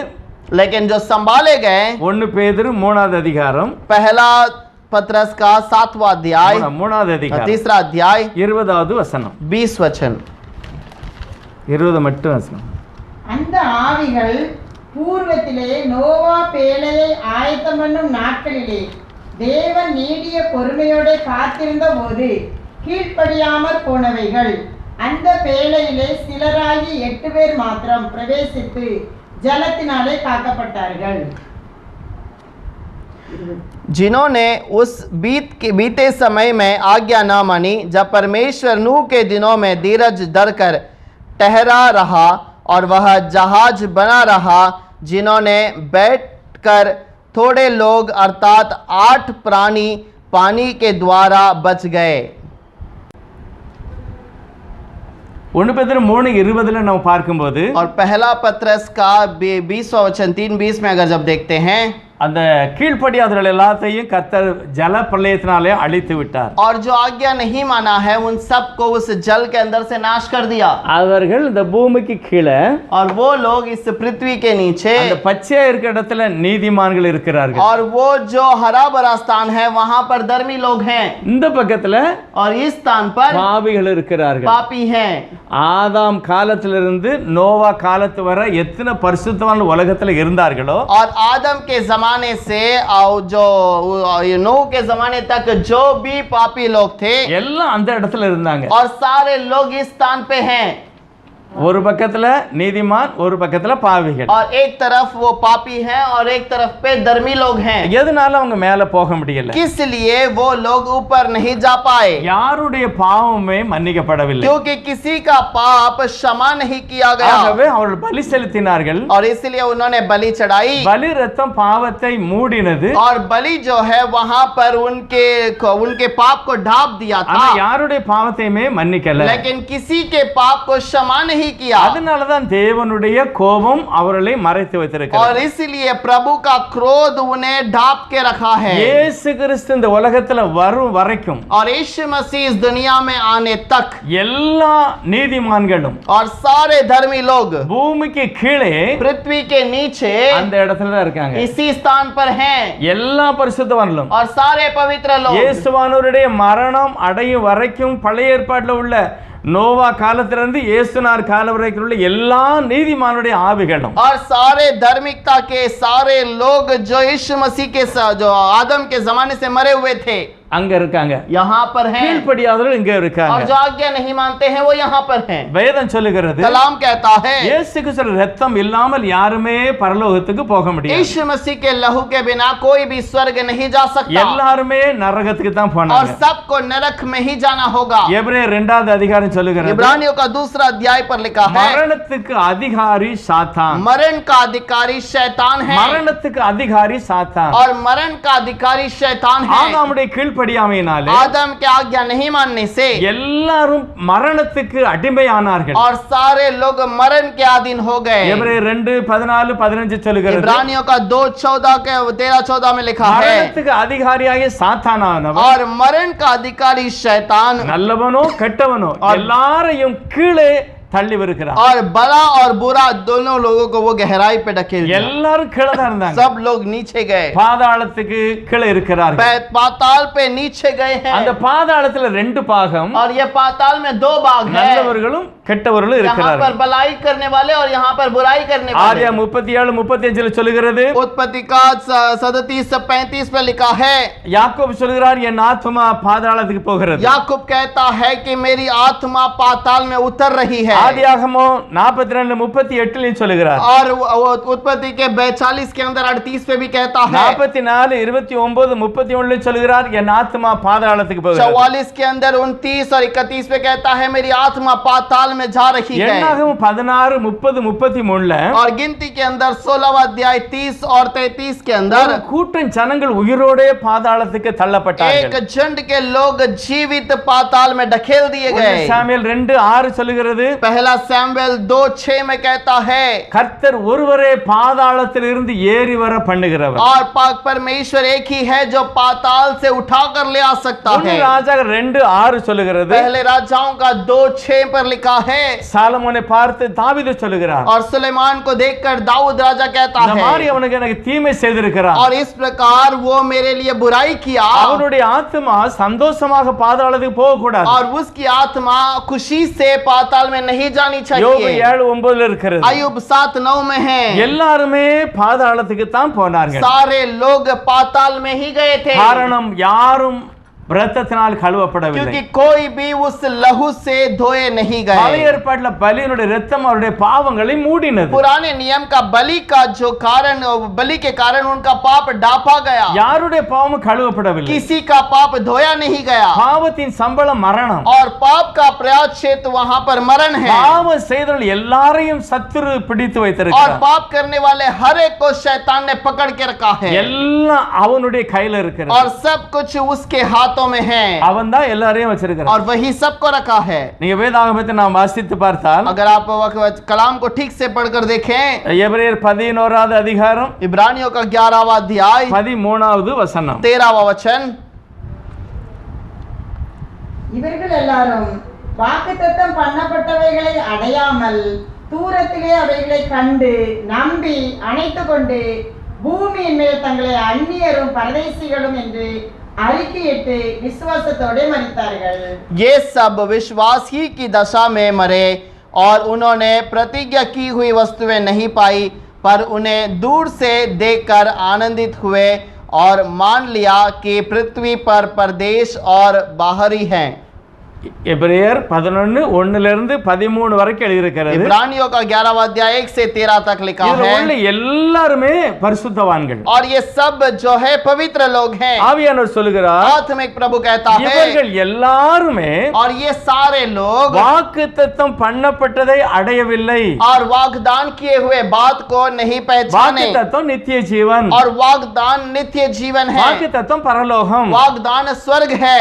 இதையெல்லாம் நம்பினார்கள், और ये सब चीजों को भरोसा किया, தூரத்திலே கண்டார்கள், दूर से देखा, ஆனால் விசுவாசத்தோடு மரித்தார்கள். लेकिन विश्वास के साथ मर गए। யாரும் தெய்வ சமூகத்துக்கு போகல. कोई भी प्रभु के सम्मुख में नहीं गया। அடுத்து 13வது வசனத்திலிருந்து उसके बाद 13वां वचन के आगे 38வது வசனம் வரைக்கும் 38वें वचन तक, வருகிற எல்லாருமே நீதிமான்கள், और பரிசுத்தவான்கள். सारे लोग धर्मी और पवित्र लोग हैं, இதுல अनेक பரிசுத்தவான்கள் और வருகிறார்கள். इसके अंदर बहुत सारे पवित्र लोग हैं। இதுல 38வது வசனத்து வரைக்கும் எல்லாம் பரிசுத்தவான்கள், 38 वचन तक सारे पवित्र लोग हैं, கர்த்தருக்காக சாதித்தவர்கள். और प्रभु के लिए कुछ निर्णय का काम किया। கிதியோன், பாராக், சிம்சோன், யெப்தா, தாவீது, சாமுவேல் எல்லா தீர்க்கதரிசிகளும் இதுல இருக்கிறார். और गिदियोन, सैमुएल, सिमसोन सारे पवित्र न्याय करने वाले थे, இவன் நிறைய தீர்க்கதரிசிகள், और तो बहुत सारे எல்லா भविष्यद्वक्ता, பரிசுத்தவான்கள். सारे पवित्र लोग। 13வது அதிகாரத்திலிருந்து 38 வரைக்கும் உள்ள எல்லாருமே தேவனுடைய பிள்ளைகள். 13वां अध्याय से 38वां वचन तक सब प्रभु के बच्चे। 39 வாசிப்போம். 39 वचन पढ़ेंगे। இவர்கள் எல்லாரும் விசுவாசத்தினாலே நற்சாட்சி பெற்றும் வாக்குத்தத்தம் பண்ணப்பட்டதை அடையாமற் போனார்கள். विश्वास की के द्वारा इन सब के विषय में अच्छी गवाही दी गई, उन्होंने तो भी उन्हें प्रतिज्ञा की हुई वस्तु न मिली। இவர்கள் எல்லாரும் நன்மை பெற்றார்கள், इन्होंने भलाई तो पाया, தேவனுடைய பிள்ளைகளாய் இருந்தார்கள். प्रभु के बच्चे बनकर रहे, ஆனால் வாக்குத்தத்தம் பண்ணப்பட்ட நித்திய ஜீவனை அடையவில்லை. लेकिन वाग्दान किया हुआ वो नित्य जीवन को नहीं पाया, காரணம் சாத்தானுடைய கையிலே இருக்கிறார்கள். क्योंकि शैतान के अधीन में थे। இதை இயேசுவானவர் விவரமாக பேசுகிறார். इसे यीशु मसीह ठीक से एक जगह पर बताता லூக்கா है। 16வது அதிகாரத்துல लूक 16वां अध्याय के இயேசு अंदर கிறிஸ்துவுடைய மரணத்துக்கு முன்னால என்ன நடந்தது? यीशु मसीह के मरण के पहले क्या हुआ? 16வது அதிகாரம். लूक 16वां अध्याय, அங்கே ஒரு ஐஸ்வர்யவான் லாசர் என்ற ரெண்டு பேரை குறித்து கர்த்தர் பேசுகிறார். वहां पर एक धनु मनुष्य और लाजरस के बारे में प्रभु बताता है, இயேசுவானவர் பூமிக்கு கீழே நடக்கிறதை ஓமானமாக और பேசுகிறார். पृथ्वी के नीचे वाली बात को प्रभु दृष्टांत में ஒரு बताता है। ஐஸ்வர்யவான் இருக்கிறார், एक धनी व्यक्ति था ஒரு லாசர் और இருக்கிறார். एक लाजर था। கர்த்தர் என்ன சொல்ல விரும்புகிறார்? प्रभु क्या कहना चाहता है? ஒரு நீதிமான், ஒரு एक- பரிசுத்தவான். एक धर्मी और एक पवित्र। நீதிமான் மரித்தான், और धर्मी मर गया அந்த பச்சை இடத்துல போய் இருக்கிறான். और इस घरे बड़े जगह पर बैठा है, அந்த பணக்கார துன்மார்க்கன் மரித்தான், இந்த பக்கத்துல வந்து இருக்கிறான். और वो नरक जो दूसरा व्यक्ति मर गया था वो इस धनी स्थान पर बैठा இது है। லூக்கா 16ல உள்ள காரியத்தை இயேசுவானவர் சொல்கிறார். और लूक 16वां अध्याय के बारे में इस वचन के இது बारे में कहता பூமிக்கு है, கீழே நடக்கிறது. ये पृथ्वी के नीचे की बात है। இப்போ அவன் சொல்லுகிறான், अब वो कहता है, அவன் கண்ணை ஏறிட்டு பார்க்கும்போது और उसने अपने आंखें उठाकर அங்க देखी, பரிசுத்தவான்கள் இருக்கிறார்கள், वहां पर पवित्र लोग லாசர் हैं, இருக்கிறான். लाजरस है, ஐயா உன்னுடைய கையை தண்ணீரிலே முழுக்கி என்னுடைய நாக்கில வையுங்க, और तेरी हाथों को उस जल में डुबोकर मेरे जबान पे रख, நான் வேதனைப்படுகிறேன். मैं बहुत तकलीफ पे हूं। அப்பொழுது அந்த நீதிமானுடைய சவுண்ட் என்ன வருகிறது? अब वहां से ये धर्मी की आवाज क्या आती है? நீ பூமியிலே உயிரோடு இருந்த நாளெல்லாம் செழிப்பாயிருந்தாய், और तू पृथ्वी पर हमेशा फलदारी बनकर रहा, உன்னுடைய பாவத்துல மூழ்கி இருந்தாய். तेरे पाप में डूबा हुआ था। ஆனா இவர்களோ लेकिन ये பூமியிலே लोग கஷ்டத்துக்கு மத்தியில, पृथ्वी में तकलीफ के बीच கண்ணீருக்கு में, மத்தியில, आंसुओं के बीच में நீதியை நியாயத்தை செய்தார்கள். धार्मिकता के काम को करने लगे, ஆகவே இவர்கள் और தேற்றப்படுகிறார்கள். इसीलिए ये लोग तसल्ली पाते பூமிக்கு हैं। கீழே पृथ्वी के नीचे இருக்கிறார்கள். ये लोग हैं, ஒரு பெரிய பாதுகாப்பு एक இருக்கிறது, बहुत बड़ा ஒரு सुरक्षा நல்ல है, குளுமையான ஏரியா, एक बहुत अच्छी सी ठंडी सी जगह है, நிம்மதியான ஒரு ஏரியா. एक शांति सी जगह ஆனா है। அடுத்த ஏரியால लेकिन दूसरी तरफ அங்க ஒரு பாவிகள், वहां पर पापी हैं, அந்த ஆபிரகாம் சொல்லுகிறார், और यहाँ पर अब्राहम कहता அங்க है, இருந்து இங்க வர யாராவது இஷ்டப்பட்டா வர முடியாது. और यहाँ से कोई इस तरफ नहीं जा सकता, அப்படி ஒரு பெரிய இடைவெளி இருக்கிறது. और इसके बीच में इतना बड़ा अंतर है। அந்த ஐஸ்வர்யவான் சொல்லுகிறான், और वहां पर धर्मी कहता ஐயா है, தயவு செய்து என்னுடைய வீட்டுக்கு அனுப்புங்க, आप उसे मेरे घर पर भेज दो, அங்கே என்னுடைய சகோதரர்கள் எல்லாரும் பாவிகளா और இருக்கிறார்கள். वहां पर मेरे भाई वहां पर जो वहां पर वो पापी हैं, அவங்க இந்த இடத்துக்கு வருவாங்க, वो भी इस स्थान पर आ அவங்க இங்க जाएंगे, வர வேண்டாம். वो यहाँ पर नहीं आने லாசரை चाहिए। அனுப்புங்கள், लाजरस को भेज உன்னுடைய दो, சகோதரன் கீழே வேதனைப்படுகிறான், तेरा भाई नीचे तकलीफ पर है,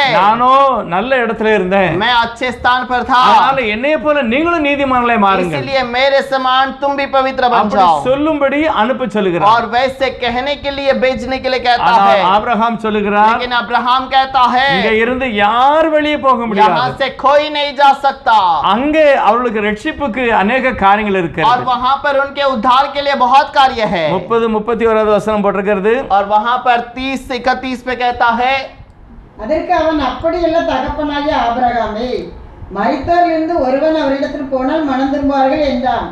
அதற்கு அவன், அவர்கள் மோசேக்கும் தீர்க்கதரிசிகளுக்கும் செவி கொடாவிட்டால் மரித்தோரிலிருந்து ஒருவன் எழுந்து போனாலும் நம்ப மாட்டார்கள் என்று சொன்னான் என்றார். அவர்கள் சொல்லுகிறார், और वो कहते हैं, இங்க இருந்து யாரு போனாலும் நடக்காது, போக முடியாது. यहाँ से कोई जाएगा तो भी नहीं होगा, कोई यहाँ से जा भी नहीं அங்க सकता। மோசேயும் தீர்க்கதரிசி உண்டு, वहां पर मूसा और भविष्यद्वक्ता है, அவர் எழுதின வேதாகம் உண்டு, उनका लिखा हुआ कलाम है, அதற்கு அவர்கள் செவி கொடுக்க வேண்டும். उसके लिए वो आज्ञा मानना चाहिए। தேவன் தன்னுடைய வார்த்தையை और வைத்திருக்கிறார். प्रभु ने अपने वचन को रखा है, இதுக்கு கீழ்ப்படிஞ்சாதான் பரலோகம் போக முடியும். और इसकी आज्ञा मानेंगे तो स्वर्ग में जा இயேசு सकते हैं। கிறிஸ்துவின் மரணத்து வரைக்கும் எல்லாரும் பாதாளத்துக்கு தான் போனாங்க. और यीशु मसीह के मरण तक सब लोग पाताल में गए, காரணம் அவன் மரணத்துக்கு அதிகாரி. क्योंकि वो मरण का अधिकारी था। லூசிபர் மரணத்துக்கு அதிகாரி. लूसीफर मरण का अधिकारी था, அவன் தான் எல்லாரையும் பிடித்து और வைத்திருக்கிறான். उसी ने सबको पकड़ के रखा है। பாவத்துக்கு விமோசனம் நம்ம செலுத்தாம விடுதலை அடைய முடியாது. और पाप का प्रायश्चित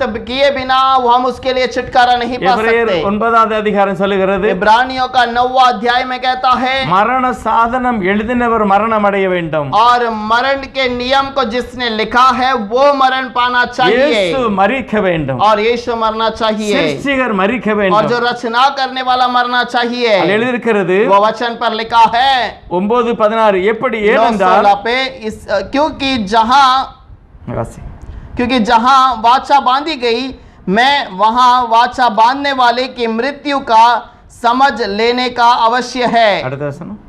क्योंकि ऐसा वाचा मरने पर पक्की होती है और जब तक वाचा बांधने वाला जीवित रहता है तब तक वाचा काम की नहीं होती अच्छा மரண சாந்தி எழுதினவரே சாக வேண்டும். और जिसने ये मरण का नियम लिखा है वो मरना चाहिए ஆகவேதான் இயேசு கிறிஸ்து ஒருவரே இந்த உலகத்துல எல்லாருடைய பாவங்களை நீக்கி ரட்சிப்பதற்காக और इसलिए यीशु मसीह सारे पापियों के उद्धार करने के தன்னுடைய लिए விலையேறப்பட்ட ரத்தத்தை சிந்துவதற்காக अपने कीमती लहू को गिरा देने के அவர் பூமியில लिए இறங்கி वो வருகிறார். पृथ्वी पर उतर कर आया ஆனால் லூசிபருடைய கையில மரணத்துக்கு அதிகாரியான அவன் தான் மரணத்துக்கு அதிகாரி. लेकिन लूसीफर वो मरण का अधिकारी वहां पर था அதனாலதான் எல்லாரையும் கீழே வைத்து அவன் மேல और உட்கார்ந்திருக்கான். इसीलिए सबको नीचे गिराकर वो वहां पर बैठा है 1 சாமுவேல் புத்தகம் पहला सैमुएल का किताब 28வது அதிகாரத்துல 28वां अध्याय के अंदर 5வது வசனத்துல और 5वां वचन पर சவுல் ராஜா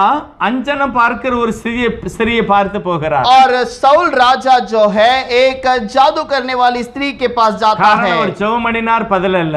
और वो प्रार्थना किया तो जवाब न ஒரு मिला தீர்க்கதரிசி வரல. और कोई भविष्यवक्ता नहीं आया தேவனிடத்தில் பதில் வராததனால प्रभु के पास कोई जवाब नहीं आया அவன் इसलिए அஞ்ஞானம் பார்க்க போகிறான், ஜோசியம் பார்க்க போகிறான், वो वहां पर वो जोश देखने के लिए जाता है மாறு வேடத்துல போகிறான். और वो अपना रूप बदल कर जाता है அவள் சொல்லுகிறாள் யாரை எழும்பி வர பண்ண வேண்டும். और वो पूछती है किसे ऊपर ले आना है அவன் சாமுவேல் என்று சொல்லுகிறான். उसने कहा सैमुएल को சாமுவேல் பூமியிலிருந்து எழும்பி வந்ததாக அந்த ஜோசியக்காரர் சொல்லுகிறார். और सैमुएल वहां से उठकर आया करके ये जो जादू करने वाली அவன் कहती है சொல்லுகிறார் பூமிக்குள் இருந்து தேவர்கள் எழும்பி வருகிறார்கள். और वहां पर पृथ्वी के अंदर से पवित्र लोग आते हैं காரணம் இந்த ஏரியா இந்த இடம் பாதாளம் பரதேசி பூமிக்கு கீழே இருந்தது. क्योंकि ये जो पाताल है ये पृथ्वी के नीचे है சாவி லூசிபர்ட்ட இருக்கிறது. और इसका कुंजियां जो है वो लूसीफर के पास है மரணத்துக்கு அந்த அதிகாரி லூசிபர்ட்ட இருக்கிறான். और मरण का अधिकारी लूसीफर से रखा है அதனால தான் சாமுவேலுடைய ஆவியை வெளியே கொண்டு வருகிறார். और इसीलिए सैमुएल की आत्मा को बाहर ले आती है சாமுவேல் தான் வந்தார், और सैमुएल ही आया சாமுவேல் தான் பேசினார். सैमुएल ने ही बातें किया நாளை நீயும் உன் சகோதரனும் உன்னுடைய மகனும் என் கூட வருவேன்னு சொல்லுகிறான். और कल तू और तेरे बेटे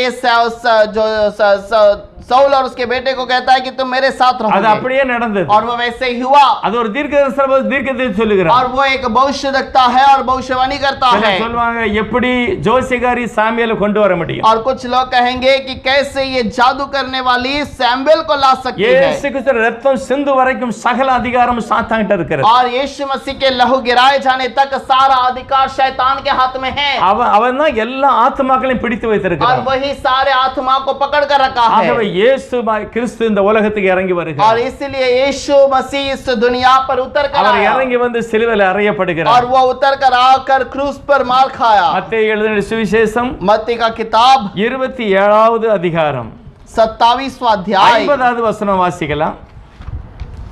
50वां वचन पढ़ेंगे இயேசு மறுபடியும் மகா சத்தமாய் கூப்பிட்டு ஆவியை விட்டார். அடுத்து அப்பொழுது தேவாலயத்தின் திரைச்சிலை மேல் தொடங்கி கீழ் வரைக்கும் 2ஆக கிழிந்தது. பூமி அதிர்ந்தது, கண்மலைகளும் பிளந்தது, கல்லறைகளும் திறந்தது. நித்திரை அடைந்திருந்த अनेक பரிசுத்தவான்களுடைய சரீரங்களும் எழுந்திருந்தது. போதும் வாசி. तब यीशु ने फिर बड़े शब्द से चिल्लाकर प्राण छोड़ दिया और देखो मंदिर का पर्दा ऊपर से नीचे तक फटकर 2 टुकड़े हो गए और धरती डोल गई और चट्टान तड़क गई और कब्र खुल गए और ऐसा हुआ कि पवित्र लोगों के बहुत से शव जी उठे இயேசுவானவருடைய மரணத்தினுடைய முழு விவரம் லூசிபருக்கு தெரியாது. और यीशु मसीह का मरण का मुख्य कारण जो है लूसीफर को नहीं पता। இயேசுவானவர் அதோடு அழிக்கப்பட்டு போய்விடுவார் என்று லூசிபர் நினைத்தார். लूसीफर ने सोचा यीशु मसीह उसी के साथ नाश किया எல்லா जाएगा பரிசுத்தவான்களையும் பிடித்து நான் और வைத்திருக்கிறேன். सारे पवित्र लोगों को मैंने पकड़ कर यीशु रखा मरिத்து है। விட்டார். अब यीशु मर गया மரிக்க போகிறார். और मरने वाला है அவரையும் அப்படியே பாதாளத்தை தள்ளுவேன்னு और நினைச்சார். उसी को भी मैं वैसे ही पाताल में ढकेल दूंगा ஆனால் करके இயேசு सोचा। மரித்து लेकिन यीशु मरकर சாத்தானுடைய தலையை நசுக்கி போட்டார். और शैतान के सर को कुचल दिया அவர் மகா சத்தமாய் ஜீவனை और விட்டார். जब ऊंचे शब्द से अपनी आत्मा को प्राण को அப்பொழுது छोड़ा கல்லறைகள் திறந்தது. तब खबर खुल गई பரிசுத்தவான்கள் எழும்பினார்கள். और पवित्र लोग उठ गए இயேசு உயிரோட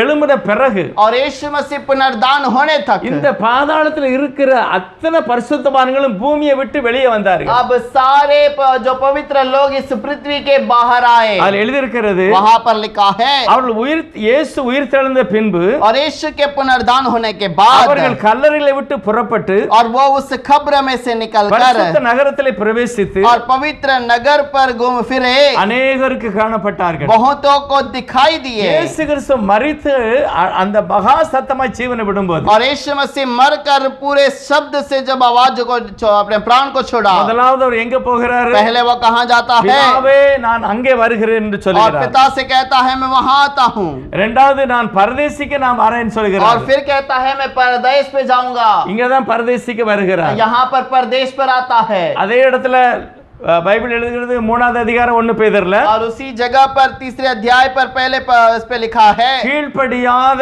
நோவா காலத்துல கீழ்ப்படியாதவர்கள் அங்கே கீழே இருக்கிறார்கள். और नूह के जमाने में जो आज्ञा नहीं माने वो लोग भी वहां पर हैं அவர்களுக்கு போய் கர்த்தர் கீழ்ப்படியாதவர்களுக்கு பிரசங்கம் और பண்ணினார். वहां पर उन लोगों के लिए प्रभु ने प्रचार किया। வாசிப்போம் 3வது அதிகாரம் 19வது வசனம். पहला पत्रस का तीसरा अध्याय का 19वां वचन அந்த ஆவியிலே இதுல அவர் போய் 18 19 வாசிப்போம். 18 19 கிறிஸ்துவும் நம்மை தேவனிடத்தில் சேர்க்கும்படி அநீதி உள்ளவர்களுக்கு பதிலாக நீதி உள்ளவராய் பாவங்களின் நிமித்தம் ஒரு தரம் பாடுபட்டார். அவர் மாம்சத்திலே கொலையுண்டு ஆவியிலே உயிர்ப்பிக்கப்பட்டார். அந்த ஆவியிலே அவர் போய் காவலில் உள்ள ஆவிகளுக்கு பிரசங்கித்தார். 18 19 इसलिए कि मसीहा ने भी अर्थात अधर्मियों के लिए धर्मी ने पापियों के कारण एक बार दुख उठाया ताकि मैं परमेश्वर के पास पहुंचाए।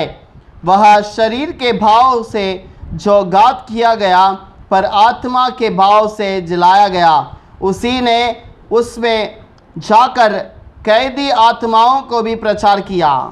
அவர் பாதாளத்தில் இறங்கி और वो पाताल में उतरकर அந்த பாதாளத்தில் இருந்த எல்லா பரிசுத்தவான்களையும் और पाताल में रहने वाले सारे पवित्र நேரே लोगों को மத்திய ஆகாயத்தில் கொண்டு வைத்திருக்கிறார். सीधे बीच आकाश में लाके रख மத்திய दिया। ஆகாயத்தில் பரிசுத்தவான்கள் இருக்கிறார்கள். बीच आकाश में पवित्र लोग हैं இயேசுவானவர் திரும்ப வரும்போது இந்த பரிசுத்தவான்கள் எல்லாம் கூட और வருவார்கள். ये यीशु मसीह जब वापस लौट कर आएगा, जब இயேசு ये கிறிஸ்து ரத்தம் சிந்தப்பட்ட பிறகுதான் यीशु मसीह के लहू गिराए जाने के ஆபிரகாம், बाद ஈசாக்கு, யாக்கோபு எல்லாருடைய பாவம் கழுவப்பட்டது. सबका पाप अब्राहम ईसा का सबका धोया गया। இப்பொழுது மத்திய ஆகாயத்தில் இருக்கிறார். अब ये बीच आकाश में है।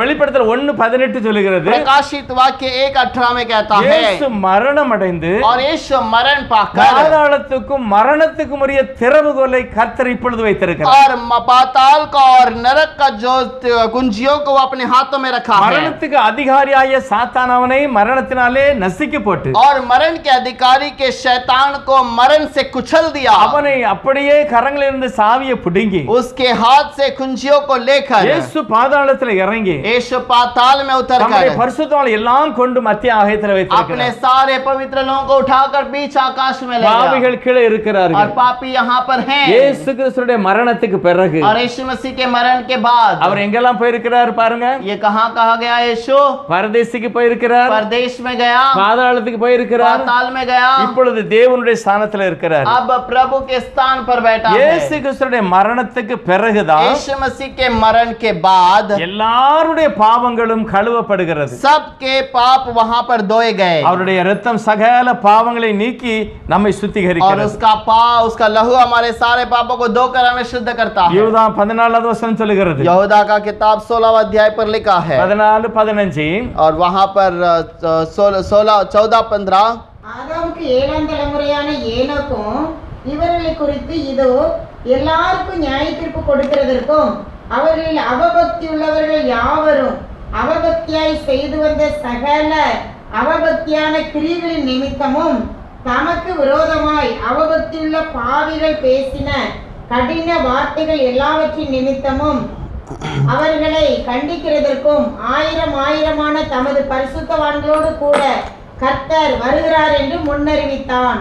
हानोक ने भी जो आदम से 7वीं पीढ़ी में था, इनके विषय में यह भविष्यवाणी की, देखो प्रभु अपने लाखों पवित्रों के साथ आता है कि सब न्याय करे और सब भक्तिहीन को उनके अभक्ति के सब कामों के विषय में जो उन्होंने भक्तिहीन होकर किया है और उन सब कठोर बातों के विषय में जो भक्तिहीन पापियों ने उसके विरोध में कही है, दोषी ठहराए.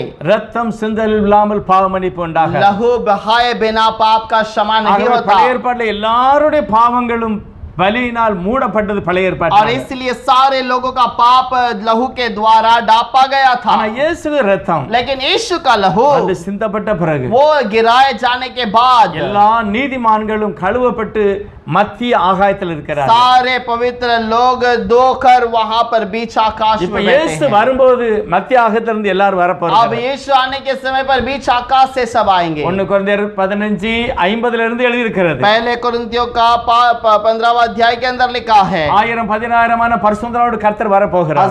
हजारों पवित्र लोगों के साथ प्रभु आएगा. அழிவுக்குரியது சரி அழியாமை தரிப்பித்துக் கொள்ள और जो போகிறார். नाशवान शरीर है वो अविनाशी को पहनेगा. இன்றைக்கு தெய்வத்தை ஏற்றுக்கொண்டவர்கள் और ये जो आज प्रभु को स्वीकार करते ஆண்டவரை हैं ஏற்றுக்கொண்டு ரட்சிக்கப்பட்டு மனம் திரும்பின और பிறகு प्रभु के लिए जो अर्पण कर कर स्वीकार करते அவருடைய हैं, இரத்தத்தினால் கழுவப்பட்டவர்கள் उसके लहू से जो शुद्ध धोए गए, மரணம் அடைந்தால் பாதாளத்துக்கு போக மாட்டார்கள், மத்திய ஆகாயத்துக்கு போவார்கள். मरण होगा तो वो पाताल में नहीं जाएंगे, बीच आकाश में जाएंगे. காரணம் கர்த்தர் எல்லாருடைய மத்திய ஆகாயத்தில் வைத்திருக்கிறார். क्योंकि प्रभु ने सबको बीच आकाश में रखा है. ஆகவே ஸ்தேவானும் மத்திய ஆகாயத்தில் और எடுத்துக்கொள்ளப்பட்டார். इसीलिए स्तेवान भी बीच आकाश में उठा लिया எல்லா गया. பரிசுத்தவான்களும் புதிய ஏற்பாட்டில் எல்லாரும் மத்திய ஆகாயத்துல தெய்வ சமூகத்தில் இருக்கிறார்கள் பரிசுத்தவான்கள். और इसलिए नए नियम के सारे पवित्र लोग मरने के बाद बीच आकाश में जाकर ஆனா बैठे हैं. பாவிகள் கீழே வருகிறார்கள். लेकिन पापी नीचे पाताल में आते हैं. அப்பொழுதுதான் தேவன் கடைசியில் ஒரு நியாய தீர்ப்பு கொடுக்க और போகிறார். तब प्रभु उन्हें आखिर में एक न्याय कराएगा. அப்பொழுதுதான் எல்லாரையும் வெளியே கொண்டு और வருகிறார். तब प्रभु सबको बाहर ले आएगा. இந்த பாவிகள் வருகிறார்கள். और ये पापी भी आएंगे. எத்தனையோ லட்சம் கோடி வருஷத்துக்கு முன்னாலே தேவதூதர்கள் வருவார்கள். करोड़ों वर्ष के पहले के स्वर्गदूत भी आएंगे.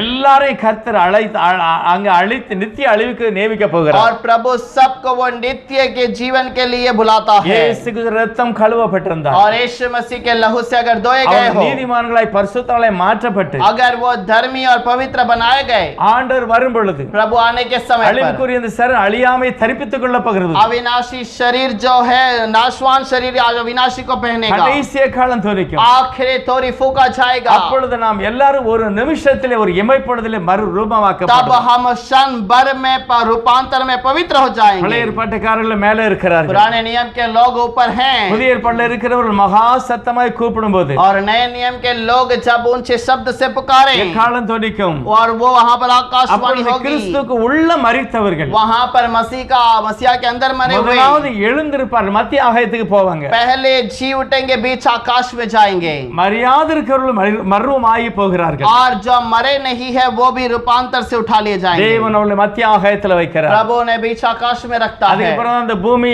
இடுக்கமான நேரத்துக்கு தள்ளப்பட उसके போகிறது. बाद पृथ्वी एक भयंकर तकलीफ के अंदर जाएगा. அதுதான் மிகவும் இடுக்கமான ஒரு और காலம். वो एक भयंकर तकलीफ का समय होगा. ஆல்ரெடி பரிசுத்தவான்கள் மேலே இருக்கிறார்கள். और पहले से पवित्र लोग बीच आकाश में हैं. கிறிஸ்துவுக்குள் மரித்தவர்கள் முதலாவது எழும்பி மேலே போய் இருக்க போகிறார்கள். और मसीहा के अंदर मरे हुए उठकर वो पवित्र स्थान में रहेंगे. கர்த்தர் எடுத்துக்கொள்வார். प्रभु उठा लेगा. உயிரோடு இருக்கிறவர்களும் நாம் மர்வமாக்கப்பட்டு மத்திய ஆகாயத்தை எடுத்துக்கொள்ளப்படுவோம். जो पवित्र लोग जो जीवित हैं वो रूपांतर में बीच आकाश में उठा लिए முதல் जाएंगे. உலகத்துல पहले दुनिया में ஒரே ஒரு நீதிமான் ஏனோக் எடுத்துக்கொள்ளப்பட்டார். और अच्छा धर्मी हानोक उठा लिया गया. நீதிமான் 8 பேரு பேழையிலே காக்கப்பட்டார்கள். और धर्मी 8 लोग बचाए गए. அதே போல இந்த கடைசி காலத்திலே इसी प्रकार इस समय पर இயேசு கிறிஸ்துவை மெய்யாய் ஏற்றுக்கொண்ட பரிசுத்தவான்கள் यीशु मसीह को सच्चाई से स्वीकार करने वाले தேவனுடைய வார்த்தையில் அப்படியே கடைபிடித்து சத்தியத்தின்படி நடக்கிறவர்கள் और प्रभु की आवाज को सुनकर सच्चाई में चलने वाले அவர்தான் தேவனுடைய சரியான உயிர்த்தெழுதல் பிள்ளைகளாய் और மாறுவார்கள் वो परमेश्वर के सही पुनर्दान के बच्चे அவங்க बनेंगे தான் முதல் உயிர்த்தெழுதலை வெளியே வருவார்கள் और वही पहले पुनर्दान में बचाए जाएंगे அந்த சத்தியத்தில் இருக்கிற அவர்கள் மட்டும்தான் மறு ரூபமாக்கப்படுவார்கள் और वही लोग रूपांतर में बदल जाएंगे வெளிப்படுத்தல் சொல்றது மரணம் அடைந்த மற்றவர்கள் और कलाम कहता है मरण पाए हुए दूसरे लोग கடைசி 1000 வருஷ அரசாட்சி முடிந்த பிறகு இந்த ஜனங்களோட விட்டு அவர்களை நியாயம் தீர்ப்பார் और सारे लोगों को इन लोगों के साथ रखकर वो न्याय करेगा கர்த்தர் சீக்கிரம் வரப்போகிறார் प्रभु जल्द आएगा ஆண்டவர் அவருடைய இரத்தத்தினால மட்டுமே பாவமன்னிப்பாகிய மீட்பு உண்டு और उसके लहू से ही पाप का छुटकारा क्षमा है ஆகவே தேவன் மனிதனாக இறங்கி और வந்தார் इसलिए प्रभु मनुष्य बनकर आया அவருடைய இரத்தம் மட்டுமே பரிசுத்தமானது उसका लहू केवल पवित्र है தேவன் தம்முடைய சுய இரத்தத்தினாலே சபையை और சம்பாதித்தார் प्रभु अपने खुद के लहू से कलीसिया को पाया है நீங்கள் நானும் அந்த இரத்தத்தினால கழுவப்பட்டாதான் அந்த ராஜ்யத்தை நாம் சுதந்திரத்துக் கொள்ள முடியும் आप और मैं उस लहू से धोए जाएंगे तो ही उस राज्य में அவர்களே प्रवेश कर पाएंगे நீதிமான்களாய் और மாற்றப்படுவார்கள் वो हर एक को वो धर्मी बनाएगा கர்த்தருக்காக பரிசுத்தமான வாழ்க்கை வாழ்ந்து प्रभु காண்பிப்பார்கள் के लिए एक पवित्र जीवन बिताकर दिखाएंगे அவர்கள் தேவனை வெளிப்படுத்துவார்கள் और वो प्रभु को प्रकट करेंगे ஆதி அப்போஸ்தலரை போல आदि प्रेरितों के समय पर தேவனுடைய சாட்சிகளாய் எழும்பி நின்று प्रभु के गवाही में बनकर बढ़े அப்போஸ்தலர் உபதேசத்திலும் அந்நியத்திலும் அற்பம்பிக்கிறதிலும் உறுதியாய் தரித்திருந்த பரிசுத்தங்களை போல और उस पवित्र लोगों के साथ एक साथ मिलना रोटी तोड़ने में एक साथ सहभागी हुए அவர்களே தேவன் மறுரூபமாக்கப்பட போகிற ஒரு ஜனம் और प्रभु के साथ रूपांतर में जाने वाला एक झुंड है அப்படிப்பட்ட ஒரு பரிசுத்த கூட்டத்தை உலகத்துல தேவன் பார்க்கிறார் और वैसे पवित्र झुंड को यीशु देखता है அவர்கள் தான் மறுரூபமாக்கப்பட போகிறோம் और जो वही लोग रूपांतर में आने தேவன் वाले देखते சீக்கிரமாய் हैं வரப்போகிறார் प्रभु जल्द आएगा இயேசுவே கல்வாரி சிலுவையில் ஏறி ஜீவன் தந்திராவிடல் இயேசுவே கல்வாரி சிலுவையில் ஏறி ஜீவன் தந்திராவிடல் ஏழையான் என் பாவ பாரங்களை எங்கு சென்று தீர்த்து கொள்ளுவேன் பூவில் எங்கு சென்று தீர்த்து கொள்ளுவேன் மீட்பரேசு கிறிஸ்துவில் தொங்கினாரே முன்றாணி மீது காயமடைந்தேன் முன்றாணி மீது காயமடைந்தேன் கர்த்தருடைய வருகைக்கு நம்ம ஆயத்தப்படுத்துவோம் प्रभु के आगमन के लिए तैयार हो இயேசுவின் जाएंगे இரத்தம் சகல பாவங்களை நீக்கி நம்மை சுத்திகரிக்கும் यीशु का लहू सारे पापों से धोकर हमें शुद्ध இரத்தம் करता சிந்தல் है இல்லாமல் பாவ மன்னிப்பாகிய மீட்பு உண்டாகாது लहू गिराए जाए बिना पाप का छुटकारा नहीं இயேசு मिल सकता இரத்தத்தினால கழுவப்பட்டு यीशु के लहू से धोए இந்த गए வேத வார்த்தைகளுக்கு தங்களை கீழ்ப்படுத்தி கொண்டவர் और इस आज्ञा के लिए अपने आप को अधीन बनाए பரிசுத்தவான்களோடு நித்திய நித்தியமாய் வாழ்வார் उस पवित्र लोगों के साथ नित्य नित्य जीवन बिताएंगे பரிசுத்தமுள்ளவரே நன்றி சொல்லுகிறோம் पवित्र प्रभु அந்த धन्यवाद மகிமையான எடுத்துக்கொள்ளப்படுதலுக்கு उस महिमा का पुनर्दान के அந்த अंदर மகிமையான சத்தத்துக்கு और उस महिमा की आवाज के ஆண்டவரே लिए கேட்கிற ஒவ்வொரு காதுகளை உருவாக்குங்க सुनने वाले हर एक कान को तैयार कीजिए இரத்தத்தினால் ஒவ்வொரு ஆத்மாவும் கழுவப்படும் आपके लहू से सारे आत्मा धोए இயேசுவின் जाए இரத்தம் ஒவ்வொருவரையும் பரிசுத்தப்படுத்தட்டும் यीशु का लहू सबको पवित्र किया வேத जाए வார்த்தைகளை வாசித்து தியானிக்கிற ஒவ்வொருவரும் கூட कलाम को जांचने वाले हर एक व्यक्ति के இருளின் लिए அதிகாரத்தை விட்டு வெளியே வரட்டும் अंधकार के शक्तियों से बाहर आए சாத்தானுடைய சகல வஞ்சகத்துக்கு அநியாயத்துக்கு விலகி வாழட்டும் शैतान के सारे अंधकार की बातों से बाहर निकल आए நம்முடைய இரத்தத்தினால கழுவி நீதிமான்களாய் பரிசுத்தவான்களாய் நடத்தும் यीशु मसीह आपके लिए पवित्र बनकर धर्मी बनकर रहे தங்களையே தாழ்த்தி ஒப்பு கொடுக்கிற ஒவ்வொருவரும் அப்படி பரிசுத்தப்படட்டும் अपने आप को अर्पण करने वाले हर एक को वैसे पवित्र कीजिए பரிசுத்தமான ஜீவியம் பண்ணி தேவனுடைய பிள்ளைகளாய் வாழட்டும் और पवित्र जीवन अर्पण करके पवित्र प्रभु के लिए அதற்கு जीवन ஒப்பு बिताएं। கொடுக்கிற ஒவ்வொரு பிள்ளைகளையும் ரட்சித்து और ஆசீர்வதிக்கிறார் वैसे ही हर एक का उद्धार करके आशीष कीजिए இயேசு கிறிஸ்துவின் நாமத்தில் பிதாவே यीशु के नाम से मांगते हैं पिता ஆமென்